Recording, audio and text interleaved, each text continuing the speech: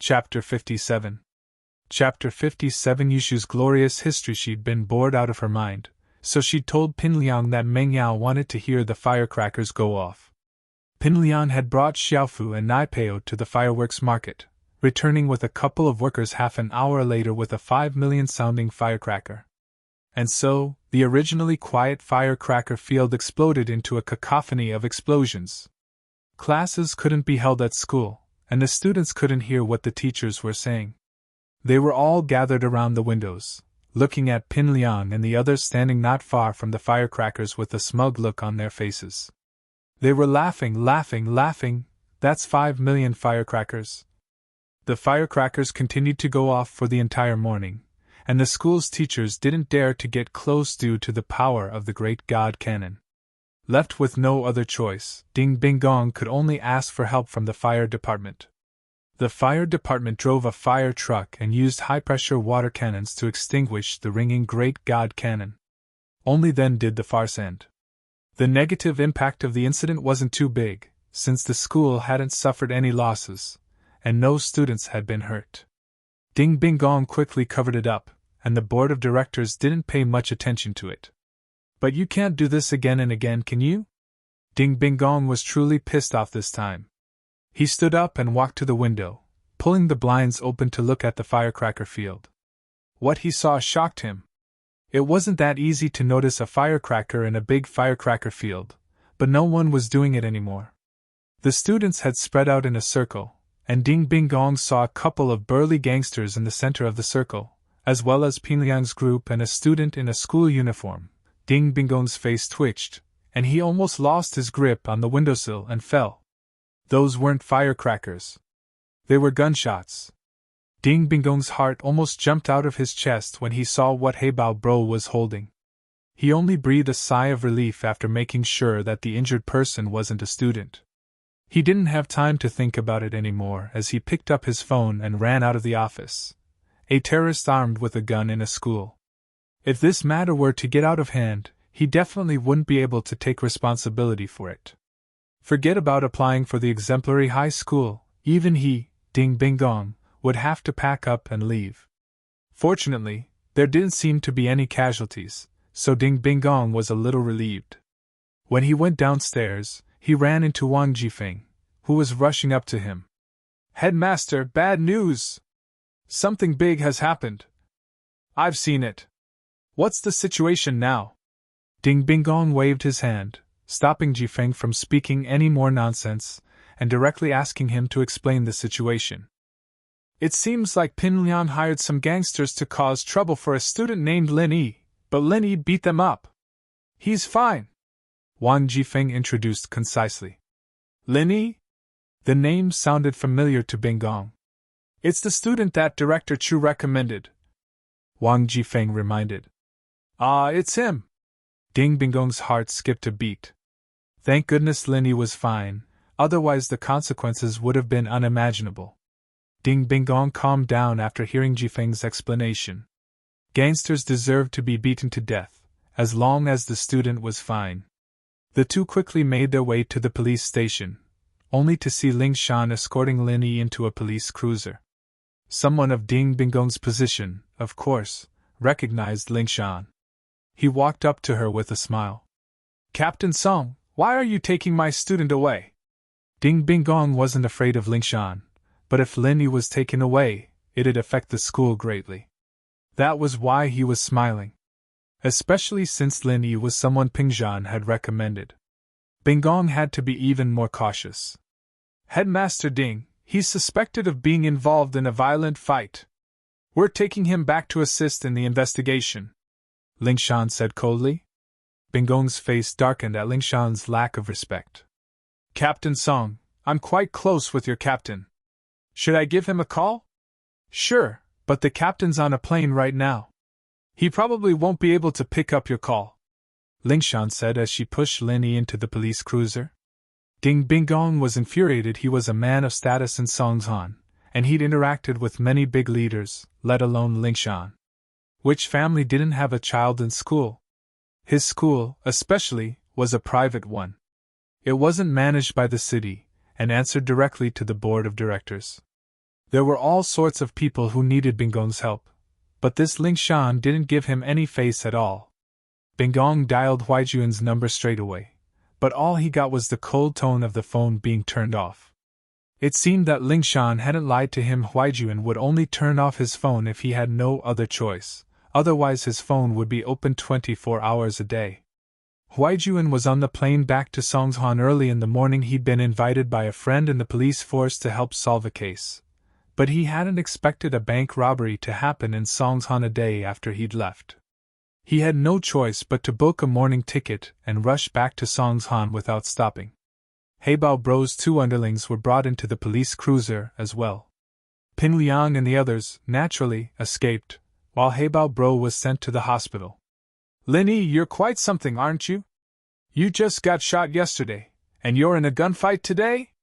Ling Shan said, annoyed at the nonchalant look on Lin Yi's face.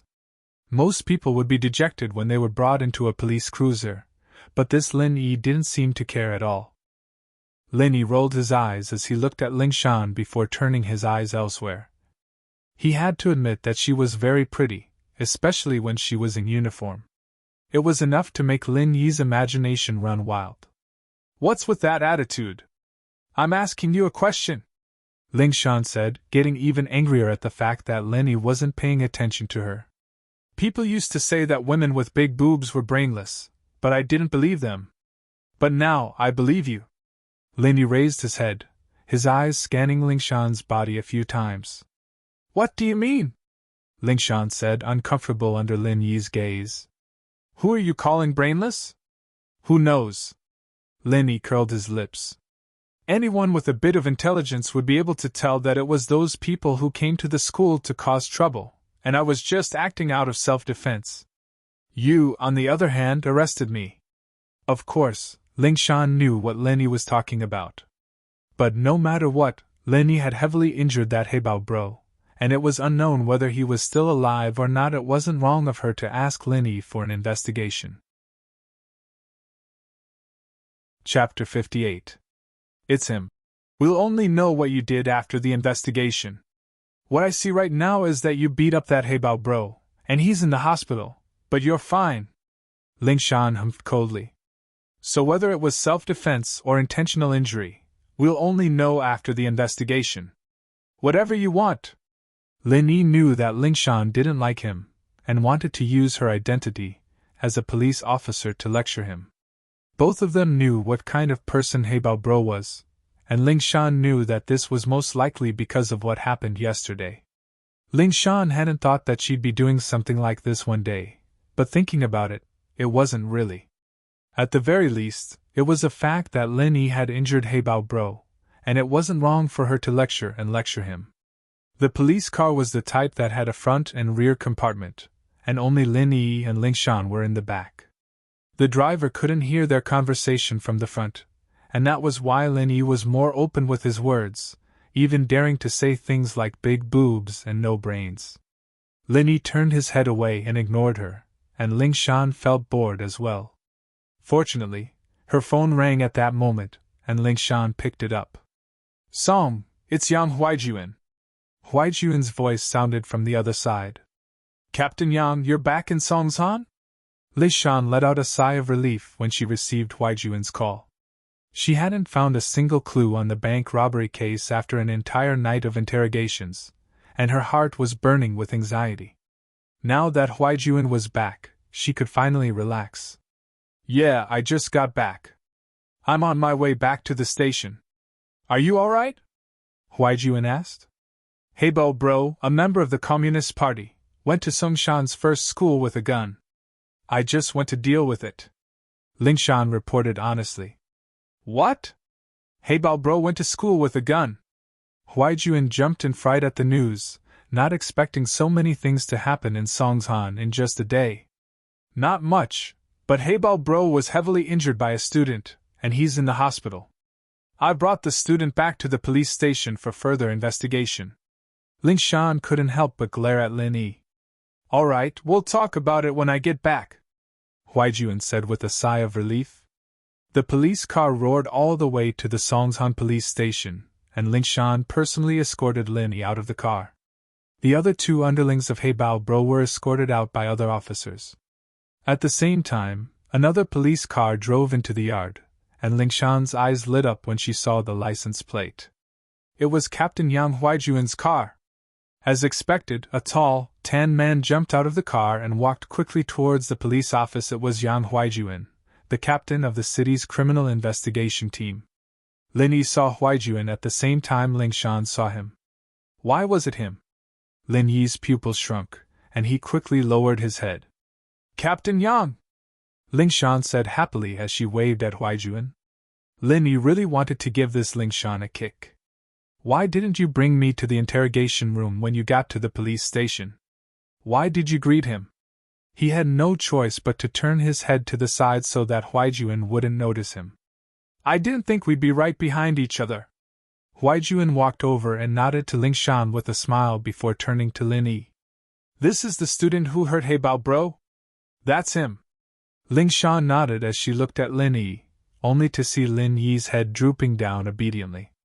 She couldn't take it anymore. What was the meaning of this? You were acting all high and mighty in the police car, but now that you're in the police station and Captain Yang, you're behaving like a good boy. Aren't you looking down on people? Lingshan humphed coldly at the thought. Lin Yi, what are you doing? Raise your head and let Captain Yang look at you. Song, you don't seem to be in a good mood. He's just a student, have a better attitude. Huaijuan frowned. He saw that Lin Yi was wearing a school uniform, and instinctively didn't think that Lin Yi was a bad guy. He patted Lin Yi's shoulder. Kid, what's going on? Tell your big bro. Lin Yi lowered his head, speechless. Who's big bro? But Lin Yi was afraid that Huaijuan wouldn't recognize him, and so he lowered his head even more, not bothering to talk to him at all. Captain Yang, I'm talking to you. Lingshan wanted to smack Lin Yi's head when he started putting on airs again. Oh. It's nothing, Lin Yi said in a muffled voice. Nothing? Huaijuan frowned. Why didn't this kid know what was good for him? He'd asked him that because he was a student, and he wanted to keep a low profile. He didn't want to leave a mark on his file, but he didn't expect Lin Yi to be so cold and indifferent. They were looking for trouble, and I beat them up. Lin Yi cursed. You weren't this nosy in the past, were you? What was wrong with you today? Huaijuan didn't move for a long while after Lin Yi said that, but Lin Yi felt a burning gaze on him. It made Lin Yi uncomfortable. Can you lift your head? Huaijuan found the words funny. There were too many similar people in this world. This person's voice sounded like that person's, but he was still a student. I'm not a girl, stop looking. Lin Yi sighed inwardly. Huaijuan had found out something after all, but he couldn't be blamed. There was no way he could hide from Huaijuan, who was known for his sensitivity. Lingshan, on the other hand, didn't know what was going on. Lin Yi was ignoring Huaijuan, but why was the captain's attitude being so nice to him? Lingshan was just about to lift Lin Yi's head when Huaijuan lowered his body and looked up at Lin Yi's face. That's right. There's no mistaking it. It's him. Huaijuan was 90% sure that the person in front of him was the one he'd been looking for all this time. He didn't know why he'd become a student all of a sudden, but Huaijuan believed his eyes. Arno? Huaijuan couldn't hold back the excitement in his heart. What? Lin Yi cursed inwardly, but pretended to be suspicious. Chapter 59. Delusional disorder. But Huaijuan didn't give up. What kind of person was this guy? It'd be a waste of Huaijuan treating him like a god if he could see through him with such a simple test. I say, Miss Song, it's fine if you're retarded, but why's your captain acting like this too? Lin Yi didn't bother dodging anymore since Huaijuan had seen his face. He raised his head. Man, looks like you guys have a lot of pressure at work. You should get some therapy to relieve yourself. Why won't you admit it? Huaijuan, on the other hand, wasn't paying attention to the conversation at all. He grabbed Huaijuan's shoulders and started shaking him back and forth. I'm a hound. Don't you recognize me? Lingshan was just about to argue with Lin Yi when she heard Huaijuan call himself a hound. Her eyes went wide. What the hell was going on? Was the captain really starting to talk nonsense because of the pressure? Man, look at that song girl, he's seriously delusional, imagining himself as an animal. Linny shook his head. Plus, he thinks I'm an animal when he sees me. That's right, he thinks I'm an animal. Lingshan's face darkened. Captain Yang was always the calm and collected person. What was wrong with him today? He wasn't sure before, but now he was 100% certain that the person in front of him was the one he was looking for. They'd been comrades through thick and thin during those difficult times. There was no way Huaijuan would mistake someone else for someone else. Especially Lin Yi's tone of voice and the way he was talking, it made Huaijuan even more certain that the person in front of him was him. A sudden thought popped into Huaijuan's mind. Could it be that he was on a special mission and couldn't reveal his identity? Yes. That was very possible. Thinking back to the level of the mission they were on, Lin Yi's actions made sense. Song, leave him to me. I'll handle this case myself, Huaijuan said as he grabbed onto Lin Yi's arm, afraid that he'd run away. All right then. Lingshan didn't understand why Huaijuan was so concerned about Lin Yi's situation, and why he was doing all these weird things, but she still obeyed his orders out of habit. Huaijuan didn't have time to chat with Lingshan either. He grabbed Lin Yi's hand and ran towards the office building. Lin Yi smiled bitterly as he followed behind Huaijuan. It seemed like they wouldn't be able to escape this. Bang! Huaijuan shut the door and locked it from the inside, although Huaijuan understood that the man would be able to get out even if he was thrown into prison. Lin Yi, on the other hand, was quite carefree as he sat on the sofa in Huaijuan's office. Captain Yang, right? What are you trying to do? You need to know that we're locked in an office in broad daylight. If word gets out. Man! I'm still a high school student. All right, there's no one else here, and my office is soundproof enough. You know that my nickname is Hound, and that means that my detection and anti-detection abilities are very strong. No one's going to be able to put a bug in here without me noticing. Huaijuan turned back to Lin Yi, his eyes fixed on Lin Yi as he spoke word by word. No way, right? What are you trying to do with me? Lin Yi said innocently, his eyes wide open. Stop pretending, Arno. You know what I'm talking about. Huaijuan said seriously. I'm sorry, you've got the wrong person. I'm not Arno, and I don't know what you're talking about, Lin Yi said with a shrug. I'm not mistaken. Huaijuan's face lit up as he jumped up to Lin Yi and shook Lin Yi's shoulder. Eagle, are you running away from something? Why won't you admit who you are? Lin Yi was indifferent. Was he really running away from something? Those years of war, that absolute trust between comrades. That beautiful face, that heartbroken gaze. It made Lin Yi's heart skip a beat. Ning's been looking for you all these years. Huaijuan's face was twisted. Lin Yi's denial was causing his emotions to change as well. Ning. Who's that? Lin Yi felt as if his heart was being pierced by a needle, but on the surface, he maintained a calm expression. You dash. Huaijuan's eyes were bloodshot as he glared at Lin Yi. You're trying to run away, aren't you? You're going to ruin her life. Huaijuan clutched at his chest abruptly as beads of sweat rolled down his forehead like rainwater. His face was white and twisted, and his body was trembling uncontrollably. What's wrong? Lin Yi was startled. Yes, he could deny everything, but Lin Yi couldn't just turn a blind eye to his former comrade, someone he'd put his life in. Huaijuan pulled out a bottle of medicine from his pocket with difficulty, opening it with trembling hands and popping a pill into his mouth. His face relaxed a little after a while, but he was still panting heavily. Lin Yi glanced at the label on the bottle. It was an imported sedative and painkiller. His face changed instantly.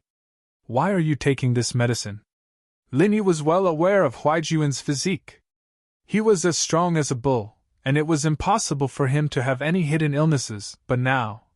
You're finally admitting it? Huaijuan's face was still pale, but there was a trace of a smile on his lips. Let's not talk about that for now. What's wrong with your body? Lin Yi asked as he helped Huaijuan onto the sofa, no longer bothering to deny it. I'm not that fragile, I'm fine. Huaijuan said with a grin on his face. It was obvious that he was happy.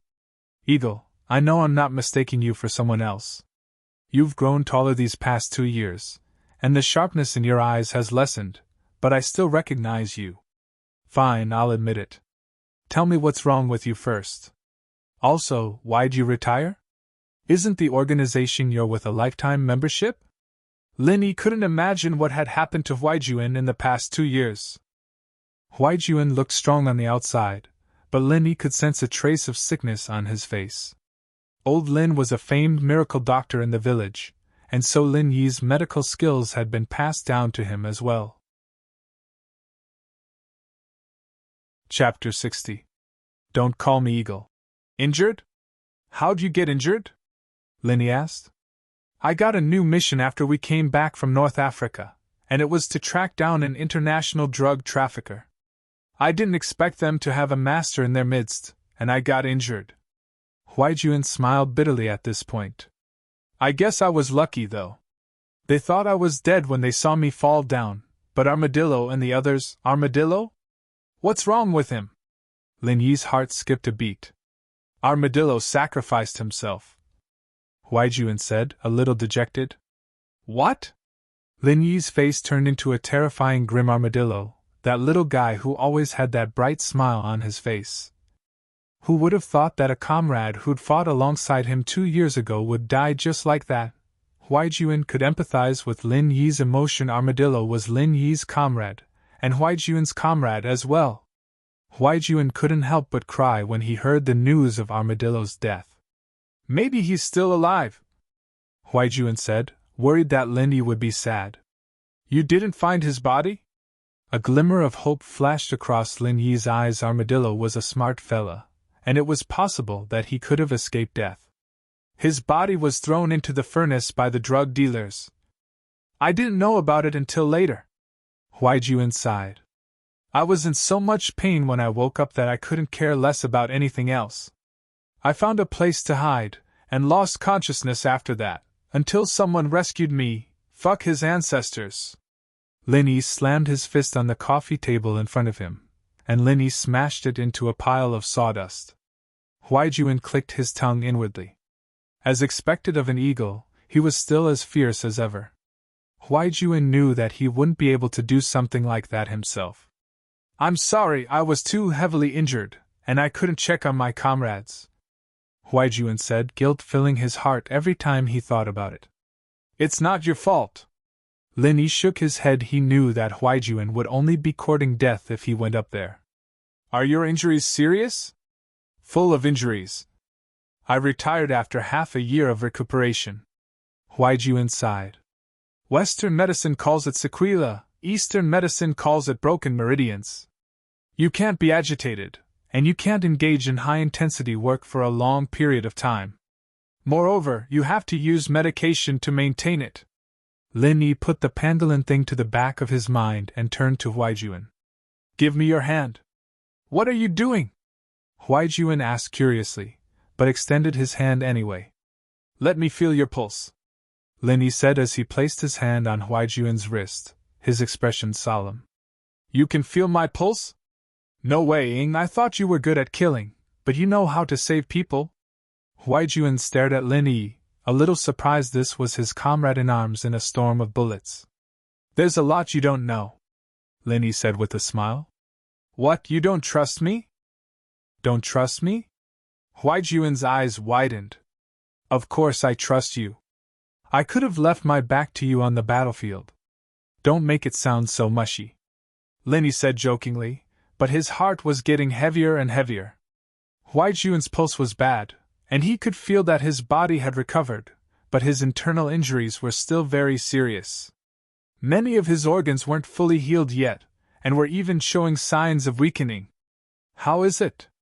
My body's all right, right? Huaijuan asked curiously, seeing that Lin Yi had really felt his pulse. You only use painkillers to solve your problems? Lin Yi didn't answer the question. Yeah, what's wrong with it? Huaijuan asked. Then why aren't you dead yet? Lin Yi said with a frown. Huaijuan was speechless. What the fuck, are you cursing me? It's not that I'm cursing you, but you're in a really bad situation right now. The injuries from last time haven't healed at all, and they're getting worse. I don't know how you've been using painkillers for so long, but someone else would have died from the pain a long time ago," Linyi said with a serious expression on his face. He wasn't trying to scare Huaijuan, he was just stating a fact. There was no need to lie to someone like Huaijuan. He'd been on the battlefield long ago, and he'd long since given up on life and death. Even if Linyi were to tell him that he was going to die tomorrow, Huaijuan wouldn't have much of a reaction. An old Eastern doctor said the same thing, saying that I wouldn't be able to live past 6 months. Look at me, aren't I? As expected, Huaijuan wasn't affected by Lin Yi's words at all. He was stretching his arms and legs in a relaxed manner. He's right, half a year is too much for you. Lin Yi nodded. Eagle, can you stop mocking me? Do I look like someone who's about to die? Huaijuan glared at Lin Yi, a little displeased. My name's Lin Yi, don't call me Eagle, Lin Yi said as he looked at Huaijuan. That's why I said it's a miracle that you're still alive, and it might have something to do with your strong willpower. What's wrong with that? Huaijuan continued. You can still use painkillers to alleviate the pain, but it'll only get worse in the future, Lin Yi said. You might have noticed it by now, but the frequency and dosage of the painkillers has increased. You really know medicine? Huaijuan asked, surprised that Lin Yi had hit the nail on the head. What do you think? Lin Yi said as he let go of Huaijuan's hand. He had a rough idea of what was going on. Huaijuan's situation was very complicated. There was a saying that all medicines had some side effects, and every herb would damage the body's organs to a certain degree. In other words, if Lin Yi were to prescribe a medicine for the heart, it'd affect Huaijuan's spleen or liver, but if he were to prescribe a medicine for the liver, it'd affect his heart or kidney. All in all, there'd be side effects to the other organs no matter which part he treated. It'd be better if he didn't treat it, and it'd only speed up his death. Huaijuan couldn't help but ask when he saw Lin Yi deep in thought. What's wrong? What are you thinking about? Chapter 61. A Girl He'll Never Forget. Holy shit! Huaijuan slapped his thigh as he looked at Lin Yi. Not bad, not bad. You're the captain of the hounds after all. The army invited the most famous Eastern medicine specialist in the country, Elder Qinshueji, to see me after I got injured. He said the same thing after looking at me. Qinshueji? Lin Yi felt like he'd heard the name before, but couldn't remember where he'd heard it from. Yeah, he was the one who said I wouldn't live past 6 months, Huaijuan said with a smile. He told me not to treat it if I wanted to die slower. Maybe I'd live a couple more days with painkillers. What kind of bullshit is that? Lin Yi couldn't help but frown. I'll go back and think about it. I'll come up with a plan as soon as I can, but I can write you a prescription first. It'll be better than Western painkillers, and the side effects won't be as bad. With that, Lin Yi walked over to Huaijuan's desk and grabbed a pen and paper. He quickly wrote down a prescription and handed it to Huaijuan. You'd better get this prescription yourself, and don't let anyone else know about it. Also, I don't want anyone else to know about my past, so don't bring it up again. It really works? Eagle, you've given me such a big surprise, Huaijuan said as he took the prescription from Lin Yi's hands. He stared blankly at the dense list of Eastern medicine names on it. It couldn't have been written randomly. Most people wouldn't even be able to write down the names of the Eastern medicine. I told you, don't call me Eagle. I'm Lin Yi, Lin Yi corrected. All right, Lin Yi. Huaijuan nodded as he put the prescription away carefully. It was a prescription from his former captain and comrade, and Huaijuan trusted it unconditionally. He'd die if he didn't take it, and who knew how long he'd be able to live for. You're really a god, no wonder Xiaoning is so tiny. Hearing this name, the smile on Lin Yi's face suddenly froze. After a long time, he raised his head and said, She still remembers me? She asked about you the last time I saw her, Huaijuan said with a nod. Perhaps I'm just casually asking. Lin Yi bitterly smiled. The two of them were people from two different worlds, and it was impossible for them to be intertwined. Even if they were to be intertwined, they were destined to be separated. There was no such thing as equality between people. Linny understood this very well. At least for now, Linny didn't have the ability to give her a future. Are you trying to shirk your responsibility? Huaijuan's expression was agitated as he glared at Lin Yi. Huaijuan's weird reaction surprised Lin Yi, but Lin Yi seemed to understand something in an instant. You like her? Huaijuan fell silent under Lin Yi's question. After a while, he finally spoke up. There wasn't a single person in the suicide squad who didn't have feelings for her. But this was also an acknowledgement of his thoughts. She's quite a good match for you. Lin Yi knew about Huaijuan's parentage. They were a good match, weren't they? What do you mean? Huaijuan jumped up as if his foot had been stepped on. He pointed at Lin Yi with a dark expression. What kind of person do you think I am? You can't bully a friend's wife. I, Hound, wouldn't do something like that no matter how much of an asshole I am. She's not my wife, Lin Yi said faintly with a shake of his head. All right, I'm leaving. I'll leave Lingshan's matter to you. I'm sure it won't be a problem. With that, Lin Yi stood up and walked towards the door.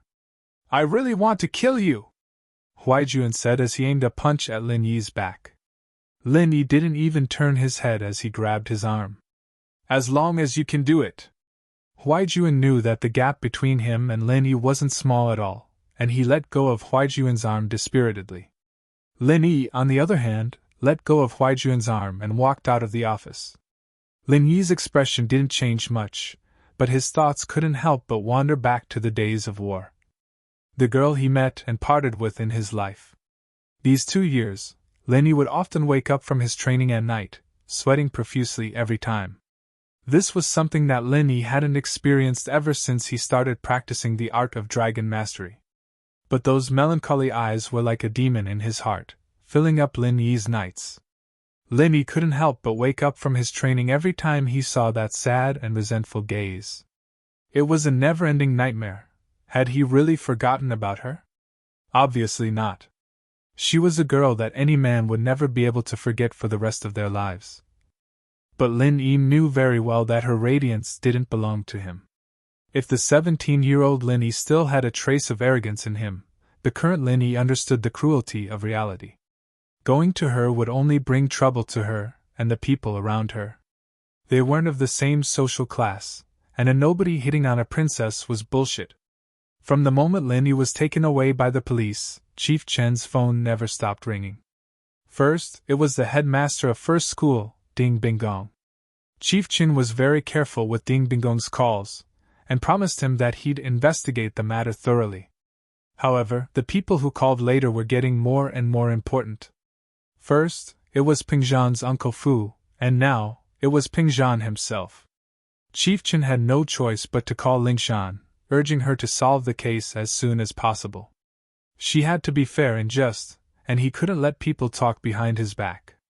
But the news he got from Lingshan was that Huaijuan had just come back and taken Lin Yi away. Chief Chen had no choice but to call Huaijuan again. What? He's released already? Chief Chen was startled. Wasn't this Huaijuan a little too fast?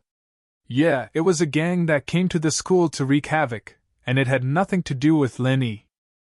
I told him to go back after I understood the situation. Huaijuan reported in his usual professional tone. As long as you're fine. Chief Chen sighed in relief. He could answer to Bingong and Pingzhan now. Chapter 62. A secret talk. Lingshan blinked oddly at the calm and collected Huaijuan. She couldn't hold it in any longer. Captain Yang, do you know Lin Yi? He looks like a friend of mine. I got too excited and made a mistake, Huaijuan said with a smile. I hope you didn't get scared? Since Lin Yi didn't want him to reveal his identity, Huaijuan couldn't say too much. No. Lingshan shook her head.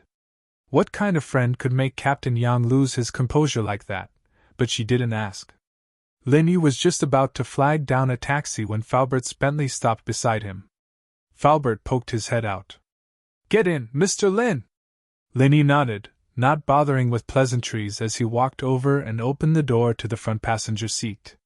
He was surprised to find another man in the back seat, Pingjan. "Hello, Uncle Chu," Linny greeted politely. "Are you all right, Linny?"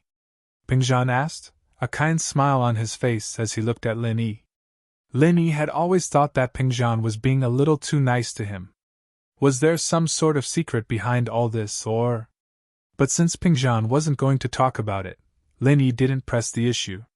"It's nothing, just a couple of Communist Party members trying to cause trouble at school. I taught them a lesson, and the police let me go after understanding the situation." "That's good." Pingjan nodded.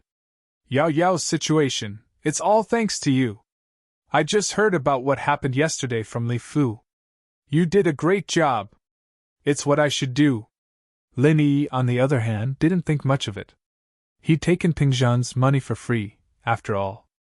"Right, how are you getting along with Yao Yao? She didn't kick you out again, did she?" Pingjan felt a headache coming on at the thought of his daughter. "No, Yao Yao is very easy to get along with." Linny smiled. Naturally, he wouldn't tell on Meng Yao in front of Pingjan. That would be pure idiocy. No matter how naughty Meng Yao was, Pingjan had nothing but love for her.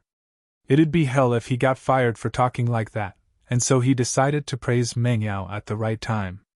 When Faubert heard Lin Yi's words, he opened his mouth and wanted to say something, but in the end, he didn't say anything. "Hee, are you getting along well?" Pingjan seemed to be very happy with Lin Yi's words, a gratified smile on his face. "Yao Yao is actually a good kid, just a little headstrong. You just have to give in to her a little more." "Don't worry, Uncle Chu, I will." Linny agreed without hesitation, but he remembered what the Baldy had said in the robber's car yesterday. "Uncle Chu, there's something I should talk to you about." Linny hesitated before deciding to talk to Pingjan. "There's something I should tell you, Uncle Chu." "Oh?" Pingjan paused, then smiled. "What is it?" "Just say it. It's about what happened yesterday." "It's about the bank robbery," Linny said. "How about this, let's find a place to talk about it. Faubert isn't an outsider, but he's driving. I don't want him to be distracted."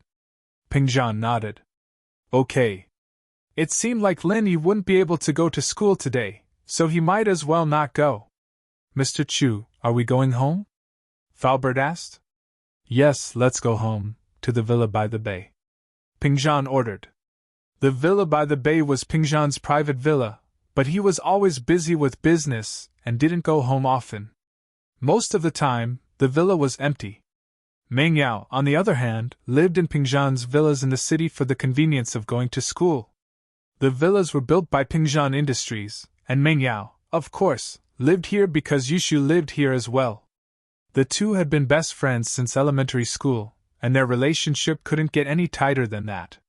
Pingjan's villa, on the other hand, was built in the suburbs, taking up a large piece of empty land. It was surrounded by green grass and flowers, and there was a road in the middle that led to the main building of the villa. Of course, this was private property, and outsiders weren't allowed to enter. Upon entering the door, Faubert shone a laser card on the door, and the door opened slowly. Linny glanced at the brand of the door opener. It should be the most advanced rolling code opening system in the world. Even if the card was lent to someone else, it wouldn't be able to be duplicated. The code between the door opening system and the card was unique, and the MCU in the card calculated the code and fed it back to the door opening system. But it wasn't unbreakable. Of course, Linny didn't mention it, because this was considered very safe for civilians. But if yesterday's incident wasn't investigated properly, then Linny would have to do some security upgrades to Meng Yao's villa. He couldn't guarantee that he'd be by Meng Yao's side 24 hours a day. The car stopped in front of the villa, and Faubert got out. He opened the door for Pingjan and Linny, and returned to the car after Linny and Pingjan got out. "Faubert isn't coming in with us?" Linny heard from Pingjan that Faubert wasn't an outsider, so he asked. "He's going to park the car in the garage, and he'll be back soon." Pingjan could tell what Linny was thinking, and he patted Lin Yi's shoulder with a smile. "Li Fu has been with me for more than 10 years. If there's anything urgent when I'm not around, You can just tell Falbert. Linny nodded. Falbert must be a very trustworthy person if Pingjan said so. The decorations in the villa couldn't be considered luxurious, but it wasn't the kind of luxurious ones. Instead, it leaned towards elegance and classicalness. It could be seen that Pingjan was a person with good taste, different from the average nouveau riche. Sit anywhere, don't be shy, treat this like your own home. Pingjan personally found a pair of slippers for Linny, and placed it in front of Linny. This action, on the other hand, made Linny feel a little flattered. But the more he thought about it, the more he felt that Pingjan was being too close to him. It didn't seem like he was treating a subordinate like this, but more like he was treating his own family. Thank you, Uncle Chu. Linny didn't act too pretentiously. He put on the slippers after thanking Pingjan. Chapter 63. The Mastermind.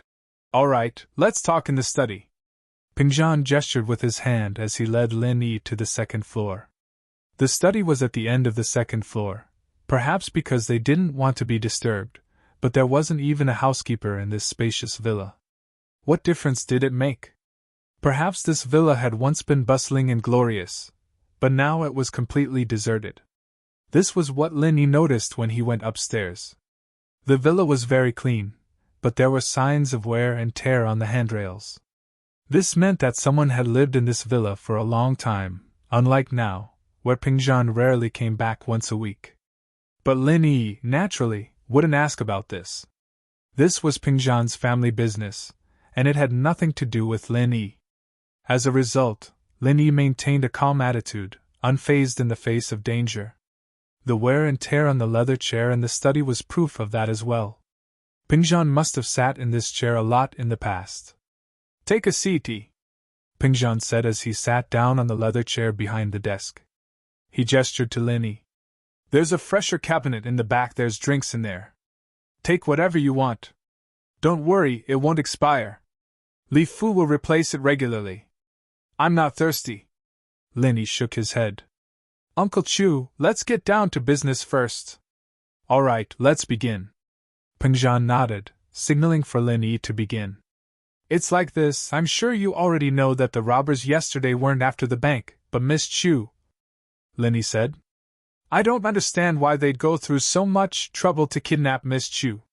It would have been easier to kidnap her from the school or the villa. Haha, are you trying to remind me to investigate the true purpose of these people? Pingjan said with a smile.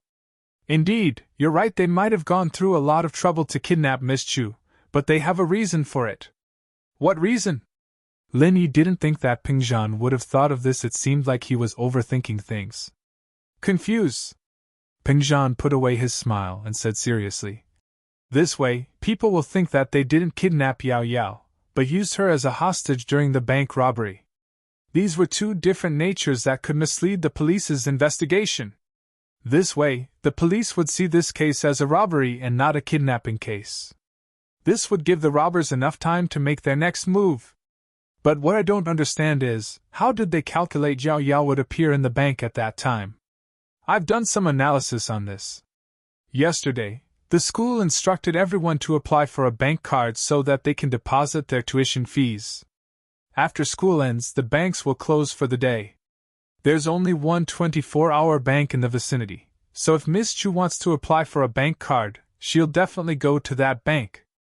Linny voiced his thought. He hadn't thought of what Pingjan had said before, since he didn't know what these people's true intentions were, or what they really wanted. So Pingjan's words gave Linny an idea. These people are after you? Probably. Pingjan nodded.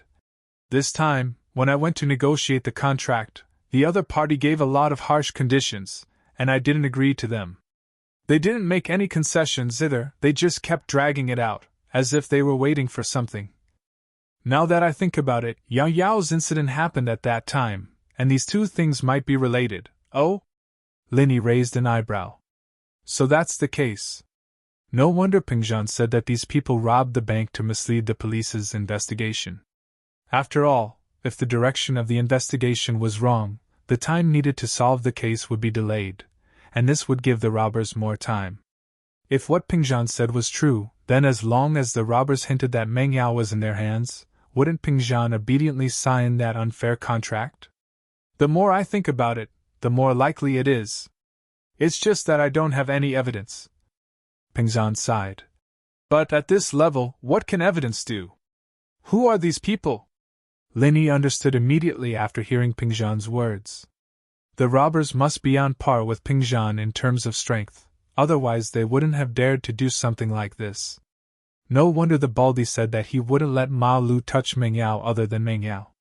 He was probably just trying to scare Ping Zhan. If Ma Lu really did touch Meng Yao, Ping Zhan would probably go all out for revenge, even if he didn't care about the consequences. It would be a lose-lose situation, and the robbers obviously didn't want that to happen. Lin Yi let out a sigh of relief at the thought the robbers didn't want to do anything to Meng Yao, so Meng Yao's safety wasn't a problem at all. You don't have to worry about this, I'll take care of it. I, Ping Zhan, am no pushover, trying to use this kind of method to force me to submit. Ping Zhan paused here and waved his hand. Forget it, let's not talk about this. Just take good care of Yao Yao, remember to give her some love. Her mother left when she was young. And I'm always busy with my business. I lack love. Ping Zhan sighed. Her mother left when she was young? Lin Yi sighed to himself. The miss was really pitiful, losing her mother at a young age and having a busy father all day. What was the difference between that and having no parents at all? Lin Yi was an orphan as well. Naturally, he could understand the bitterness of the situation. He nodded. Don't worry, Uncle Chu, I can understand Miss Chu's feelings. Forgive me. What an evil word game. When Lin Yi heard Ping Zhan say that Meng Yao's mother left, he thought that her mother had passed away. The word left did indeed have that meaning. But in reality, what Ping Zhan meant was that the Mrs. Mother had really left, not died. That's why Lin Yi made such a huge mistake. Yes, that's why I asked you to come and keep her company, you too. Forget it, let's not talk about this for now. It's a bit sudden to talk about it now, it's not too late to talk about it in the future. Ping Zhan hesitated, deciding to talk to Lin Yi about his father and Elder Lin's decision later. He was afraid that Lin Yi wouldn't be able to accept it right now. Lin Yi didn't know what Ping Zhan wanted to say, but since he said to talk about it later, Lin Yi couldn't ask anymore. He could only wait for Ping Zhan to take the initiative to tell him. Since these people aren't after Miss Chu's life, then I'm relieved. Lin Yi thought to himself. It'd be terrible if the miss died beside him. Not only would he lose his salary, but he'd also have to take responsibility for it. More importantly, no one had died beside him before. Chapter 64. Quick detection. Faubert's voice came from outside the study not long after the two were done talking about Meng Yao's family. Lin Yi wasn't sure if he'd waited for the two to finish their conversation before knocking, or if he just happened to come up at that moment. Ping Zhan had said that Faubert was a trustworthy person, but Lin Yi had the feeling that Ping Zhan was hiding something from him. He'd asked Lin Yi to accompany Meng Yao not just for a study companion, a babysitter, and a bodyguard, but for a deeper reason. Ping Zhan didn't say what it was, and Lin Yi believed that Faubert wasn't privy to it either. Ping Zhan was probably the only one who knew. Mr. Chu, I've parked the car. May I come in? Come in, I was just talking to ye about yesterday's incident, Ping Zhan said. Faubert pushed the door open and sat down on the sofa beside Lin Yi.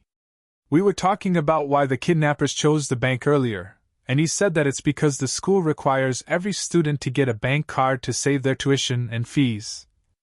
Ping Zhan continued the topic when he saw Faubert come in.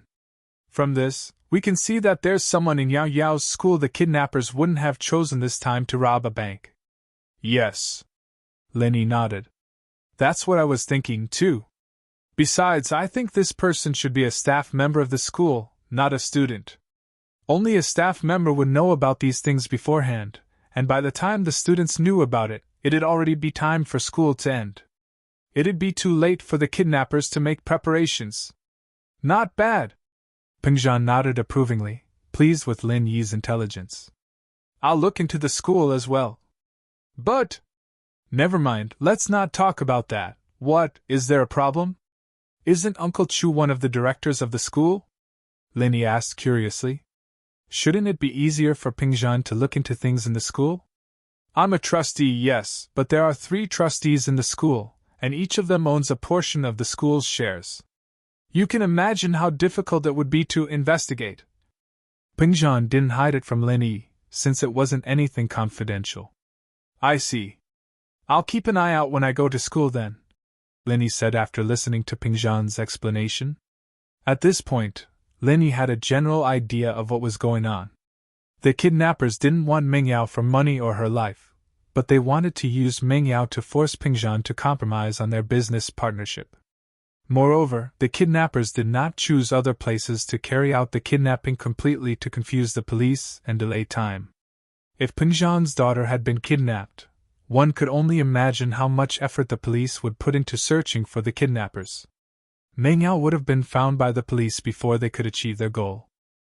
It was true that Huaijuan had taken over the bank robbery case as soon as he'd returned to the criminal police, but the case was a piece of cake for Huaijuan.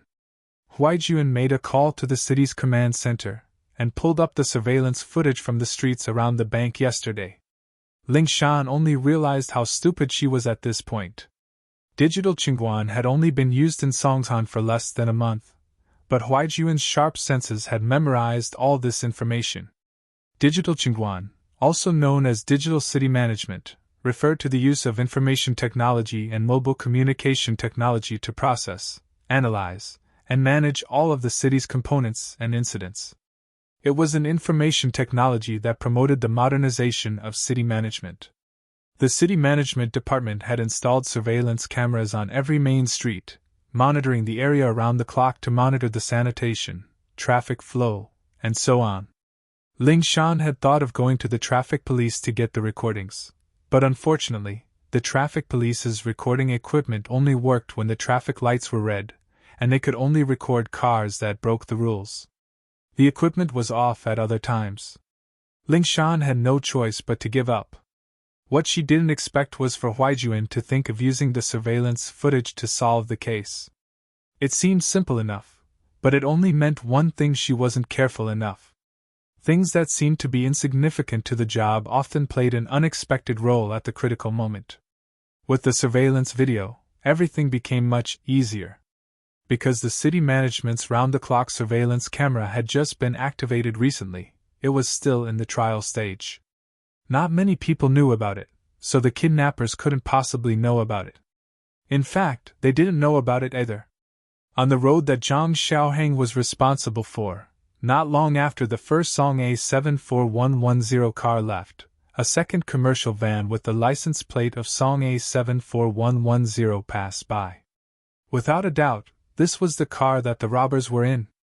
What happened next was that they followed the clues and locked onto the approximate location of the kidnapper's car. The reason for the approximate location was because the surveillance cameras were only installed in the city, and not in some of the more secluded streets. They could only use the footage to determine the location of the kidnappers. But even so, it was more than enough. The search was much easier now that the area had been narrowed down to a certain extent. Pin Liang had been in a state of panic the entire day. He didn't think that a country bumpkin transfer student would be this strong. He'd been pissed off yesterday, and now he'd beaten up one of the school's bosses, Zhou Ruoming. He thought that Zhou Ruoming was going to die a horrible death, but it was Heibao Bro he'd found that got beaten up. Pin Liang finally understood the difference in strength. Heibao Bro couldn't beat Linny even with a gun, so what could he possibly do? But he couldn't act too weak in front of Naipeo and Xiaofu. Too, he hated Linny to the bone, but he was also scared to the bone. Normal methods wouldn't work on Linny, and he'd have to think of something else if he wanted revenge. Liang Bro, why is this Linny so strong? Xiaofu said, a little displeased. But isn't that Heibao Bro a little too weak? I thought he'd be more capable, but he's about the same as us yesterday. Yeah, he's such a coward with a gun. If I were him, I'd shoot that Linny kid, Naipeo said angrily. Xiaofu and Naipeo had never been in the underworld before, and they'd only heard Pin Liang talk about how strong Heibao Bro was. They didn't think much of it after seeing him today. Chapter 65. Chapter 65. Do you like him? Zhou Ruoming was just as shocked.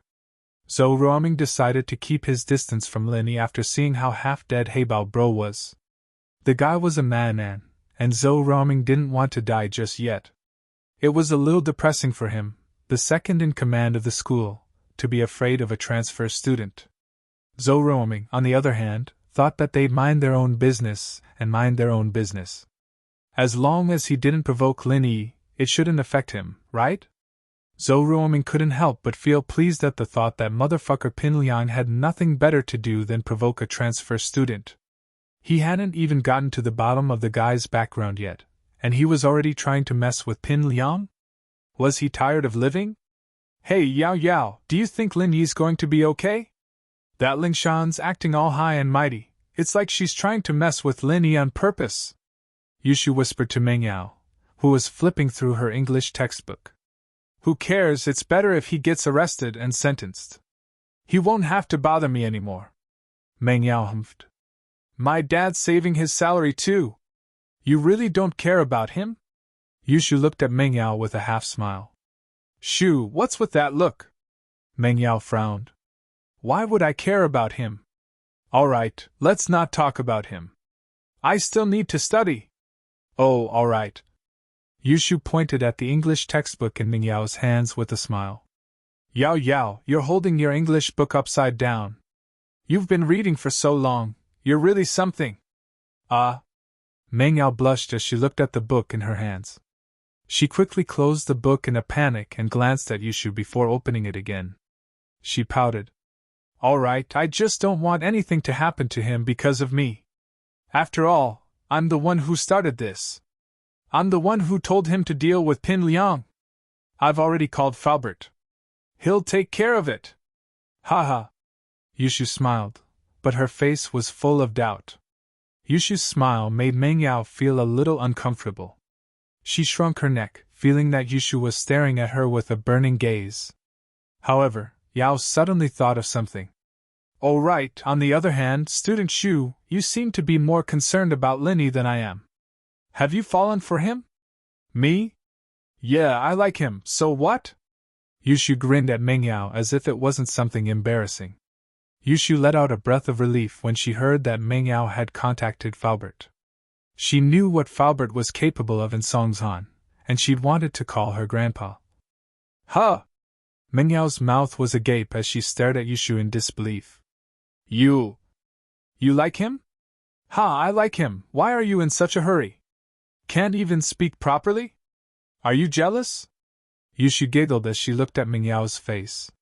Jealous? If you like him, then go after him. I bet that guy's so pretty he's got snot coming out of his nose. Meng Yao's expression changed to one of disapproval. All right. Then I'll go after him. Don't regret it later, Yushu said with a serious face. Who'll regret it, ha. Meng Yao shook her head nonchalantly, but the words made her feel a little uncomfortable. She didn't know why, but it made her feel uneasy.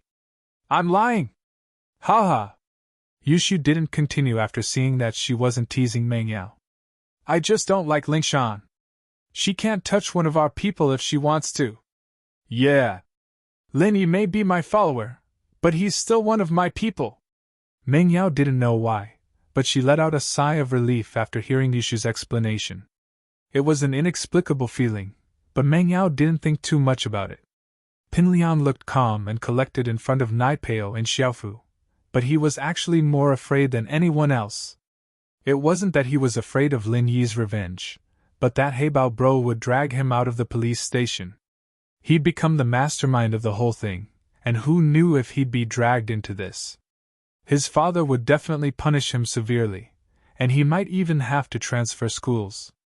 Pin Liang was getting more and more annoyed when he saw Meng Yao and Yushu talking and laughing not too far away. He was a famous person in the school, but he didn't even have a girlfriend. What a joke! Zhou Ruoming, on the other hand, had gone through so many girlfriends by now that he was a tyrant in the school. He heard that he was going after some commoner beauty, Tang Yun.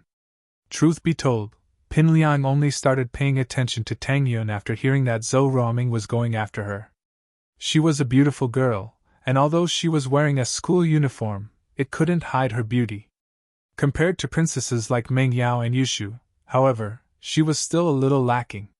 Meng Yao and Yushu were from prestigious families, and they had luxurious cars to and from school.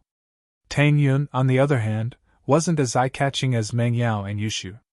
Meng Yao and Yushu were from prestigious families, and they had luxurious cars to and from school. Tang Yun, on the other hand, wasn't that eye-catching. Her body was even better than Meng Yao and Yushu's, but Meng Yao and Yushu's statuses were higher than theirs. Pin Liang, on the other hand, wasn't afraid of other flies getting to her first. In this school, he was the only one who dared to go after Meng Yao. As a result, Pin Liang wasn't in a rush. He had enough patience to take Meng Yao down. It was just that Lin Yi's appearance had ruined his original plan. He'd called He Bao Bro to school in a fit of rage, not caring about the consequences, and even more so when He Bao Bro pulled out his gun. Everything had changed in an instant, from a gangster wreaking havoc in school to a gang member with a gun. Pin Liang was afraid that He Bao Bro wouldn't be able to take it anymore, and if that happened, he might not even be able to stay in school, let alone pursue Meng Yao. Lin Yi walked out of the police station and looked at his phone. It was already 11 in the afternoon. There weren't any classes at this time, and he was worried about Huaijuan's injury. He'd come in a hurry, and he hadn't brought any Eastern medicine books with him. Lin Yi hesitated and hailed a taxi. To the biggest bookstore in the city. Young man, the biggest bookstores in the city are Xinhua Bookstore and Xuehai Bookstore. They're about the same size, but what kind of books are you looking for? The taxi driver asked. Oh? What's the difference between the two bookstores?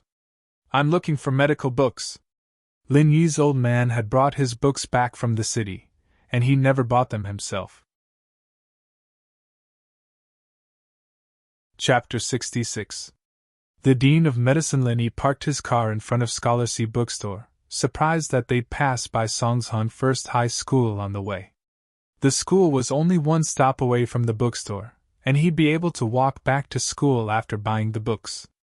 Lin Yi paid the driver and walked into Scholar C Bookstore. He made a beeline for the medical section after asking the salesperson at the door for directions. There weren't many people in the bookstore at this hour, and even fewer in the medical section. There was only an old man who looked like a pedant flipping through some books in front of a bookshelf. Lin Yi followed the labels on the shelf and found the book he was looking for. There were a couple of uncommon herbs in there, and Lin Yi wanted to confirm them. Huaijuan's internal injuries were complicated, and his bodily functions had been completely messed up under the effects of the painkillers. He didn't know why he wasn't dead yet, but there had to be a master taking care of his body. After all, Huaijuan's family was a force to be reckoned with. You like Eastern medicine, young man?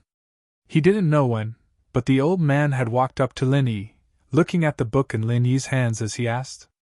I've done some research. Lin Yi smiled and nodded at the old man. Are you a student from a medical university nearby, young man? The old man didn't seem like he was going to let the matter drop.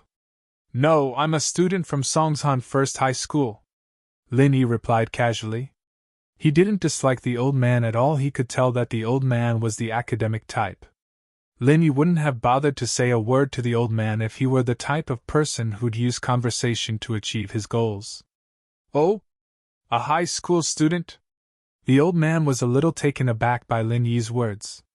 There were very few young people who were interested in Eastern medicine these days.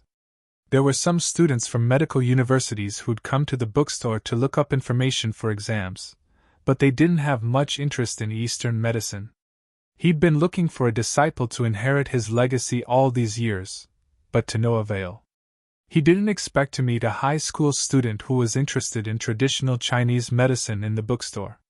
There were quite a lot of students in the medical college who studied traditional Chinese medicine, but most of them were inclined to Western medicine.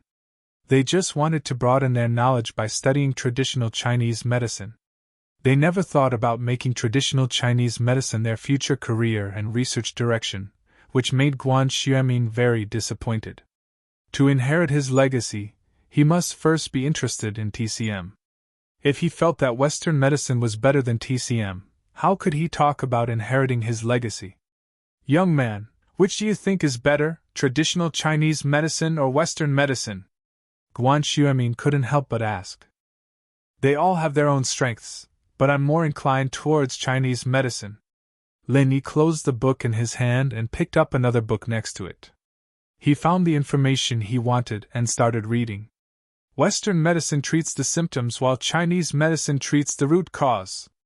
In some cases, only by treating the symptoms can the root cause be cured. However, it's not a good thing to simply treat the symptoms but not the root cause. Although Lin Yi's words were a bit ambiguous, they truly hit the nail on the head. He wasn't a die-hard traditional Chinese medicine fan. On the contrary, he had a deep understanding of Western medicine. Both had their own strengths and weaknesses. Only by learning from each other could they save the world. Young man, are you interested in applying to medical college? Guan Xuemin's love for talent was aroused. The more he looked at Lin Yi, the more he liked him. I haven't thought about it yet. It depends on my family. Lin Yi indeed hadn't thought about it yet. It wasn't up to him to decide which university to apply to. It was up to his old man in Chupingzhan. If he was fired during this period of time, he wouldn't even be able to think about going to university. He would just have to go back to the mountains. I see. Guan Xuemin was a little disappointed after hearing Lin Yi's words, but he still didn't give up. He took out a business card from his pocket and handed it to Lin Yi. Young man, this is my business card. You can go back and talk to your parents about it. If you are interested in studying medicine, I can help you with the recommendation procedures. I still have this little bit of authority. Lin Yi heard Guan Xuemin's words and was a little surprised when he received the business card. The dean of Songshan Medical University's School of Traditional Chinese Medicine, Guan Xuemin. After seeing Guan Xuemin's identity, Lin Yi didn't doubt his words anymore. Not to mention the dean of a university, even a dean of a faculty in a school had a lot of authority. Thank you. Although Lin Yi didn't have plans to study medicine, he still took the business card politely. Of course, if you have any questions about traditional Chinese medicine, you can call me, Guan Xuemin said. Although he didn't achieve his goal, Guan Xuemin still hoped that Lin Yi would contact him more often. Okay, Dean Guan. Lin Yi nodded. Guan Xuemin seemed to have something else to do. He took a few books and left, leaving Lin Yi alone to continue reading. Lin Yi didn't think much of this small interlude. When it came to medical skills, who could compare with his old man? He heard that when his old man was young, he casually gave a few pointers to a young traditional Chinese medicine practitioner, and that young traditional Chinese medicine practitioner became a famous one. Of course, this was what Lin Yi heard when his old man was drunk. It didn't matter if it was true or not. But Lin Yi had learned a lot from his old man over the years. After finding what he wanted, Lin Yi put the books back. There was no need to buy them for now. If he brought them back to school, he'd probably attract a lot of attention. Until now, Lin Yi still wanted to keep a low profile. But now, Lin Yi couldn't keep a low profile even if he wanted to. Lin Yi's name had spread all over the school today. On his way back to school, Lin Yi bought a fruit jianbing from a roadside stall. The cafeteria would probably be out of food by now. Lin Yi went straight to the classroom and saw Meng Yao and Yushu both sitting at their seats, still watching Happy Goat and Big Wolf. Yushu looked up at him when he entered the room and poked Meng Yao with her finger. Meng Yao raised her eyelids, but returned to the MP4 in her hands. Lin Yi ignored them and went back to his seat. Hey Yao, Shield Bro's back. He doesn't look like he's been tortured, Yushu said. She'd read too many novels, thinking that people coming out of the police station would be skinned. That girl Lingshan wouldn't do anything to him. She must have been the one who let him out so soon. Meng Yao curled her lips, dissatisfied with Lin Yi's quick return. Heh. Yao, do you think they did that in the police station too? Yushu fantasized. Shu, you're too evil. Meng Yao frowned. Don't discuss me. I don't want to throw up what I ate in the afternoon. Chapter 67. Changing classes? Boss, are you alright? Kang Xiaobo had been in a state of shock the entire morning. The past 2 days had been the most manly he'd ever been in his life. Kang Xiaobo had once seen a post on the internet about things a man should do before the age of 30, one of which was to get into a fight. Kang Xiaobo had thought that he wouldn't be able to do it, but it happened right before the college entrance exams. Kang Xiaobo was in a bad mood during recess, and almost went to the police station with Lin Yi, but Lin Yi stopped him in time with a glance. Lin Yi didn't mind anymore. He was here on a mission from old Lin anymore. It was a mission that didn't make any sense to him. Going to school was secondary, but Kang Xiaobo was different. If this incident were to leave a stain on his life record, it'd be something that would last for a lifetime. It's fine, the police figured it out pretty quickly. Heibao got gangsters to mess with the school. Lin Yi noticed Ping Liang's ears pricking up as he spoke. He couldn't help but find it funny. The kid was probably afraid that Heibao would bite him out, wasn't he? That's good. Kang Xiaobo let out a sigh of relief. He didn't go to the police station with Lin Yi in the morning because he was afraid that Lin Yi would blame him for being disloyal. Now that Lin Yi was fine, he was naturally happy. Boss, I'll treat you to something after school. It'll help you get over the shock? After school? We'll talk about it then. Lin Yi glanced at Meng Yao, who was in front of him. He had to go back with them after school. The first class in the afternoon was Ms. Lu's class. Ms. Lu evidently knew that the incident this morning had something to do with Pin Liang, but she didn't bring it up. After all, it was best to minimize the incident as much as possible. She didn't want the other students to be affected. The monthly exams are coming up, so let's do a little quiz today. Teacher Lu divided the test papers in her hands into stacks, and then distributed them to the students in the front row of each group. She told them to pass them down in turn. In the third year of high school, there was basically a small test every 2 days and a big test every Monday. Many people were already used to it. Although what happened in the morning brought a ripple to the dull and boring study life, there was no extra time to think about things that had nothing to do with study in the short term of high school life. Although what happened in the morning brought endless shock to the first and second year students, for the third year students, it was just a small interlude in their intense study. Of course, the few delinquents who didn't study were an exception. It was an English test paper that was passed to Lin Yi. English was Lin Yi's strong suit. Lin Yi was not only proficient in English, but he was also proficient in many languages around the world. This was also a requirement for the mission. Lin Yi didn't want to show off too much. In this key class of a key high school, maintaining an average standard was enough to get into a good university, so Lin Yi didn't need his results to be too good. After all, it was to accompany Meng Yao to study, and he didn't know when he would finish. So, when Lin Yi answered the questions, he purposely made some mistakes and asked Kang Xiaobo to help him hand it in after class. Boss, how was the test? The questions were pretty hard this time. There were a lot of new words that I've never seen before. Kang Xiaobo's results weren't outstanding, it was just average. It's just SOSO. Lin Yi smiled. Not too good. The education in the city is definitely better than in the village, so the questions will be more difficult.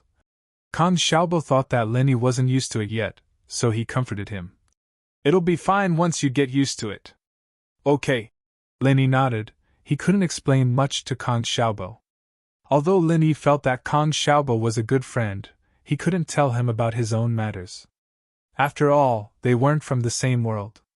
During the second class in the afternoon, someone from the teaching office came to inform them that Jifeng was looking for Lin Yi, Pin Liang, Gao Xiaofu, and Nai Peo. Lin Yi didn't say anything and walked out of the classroom.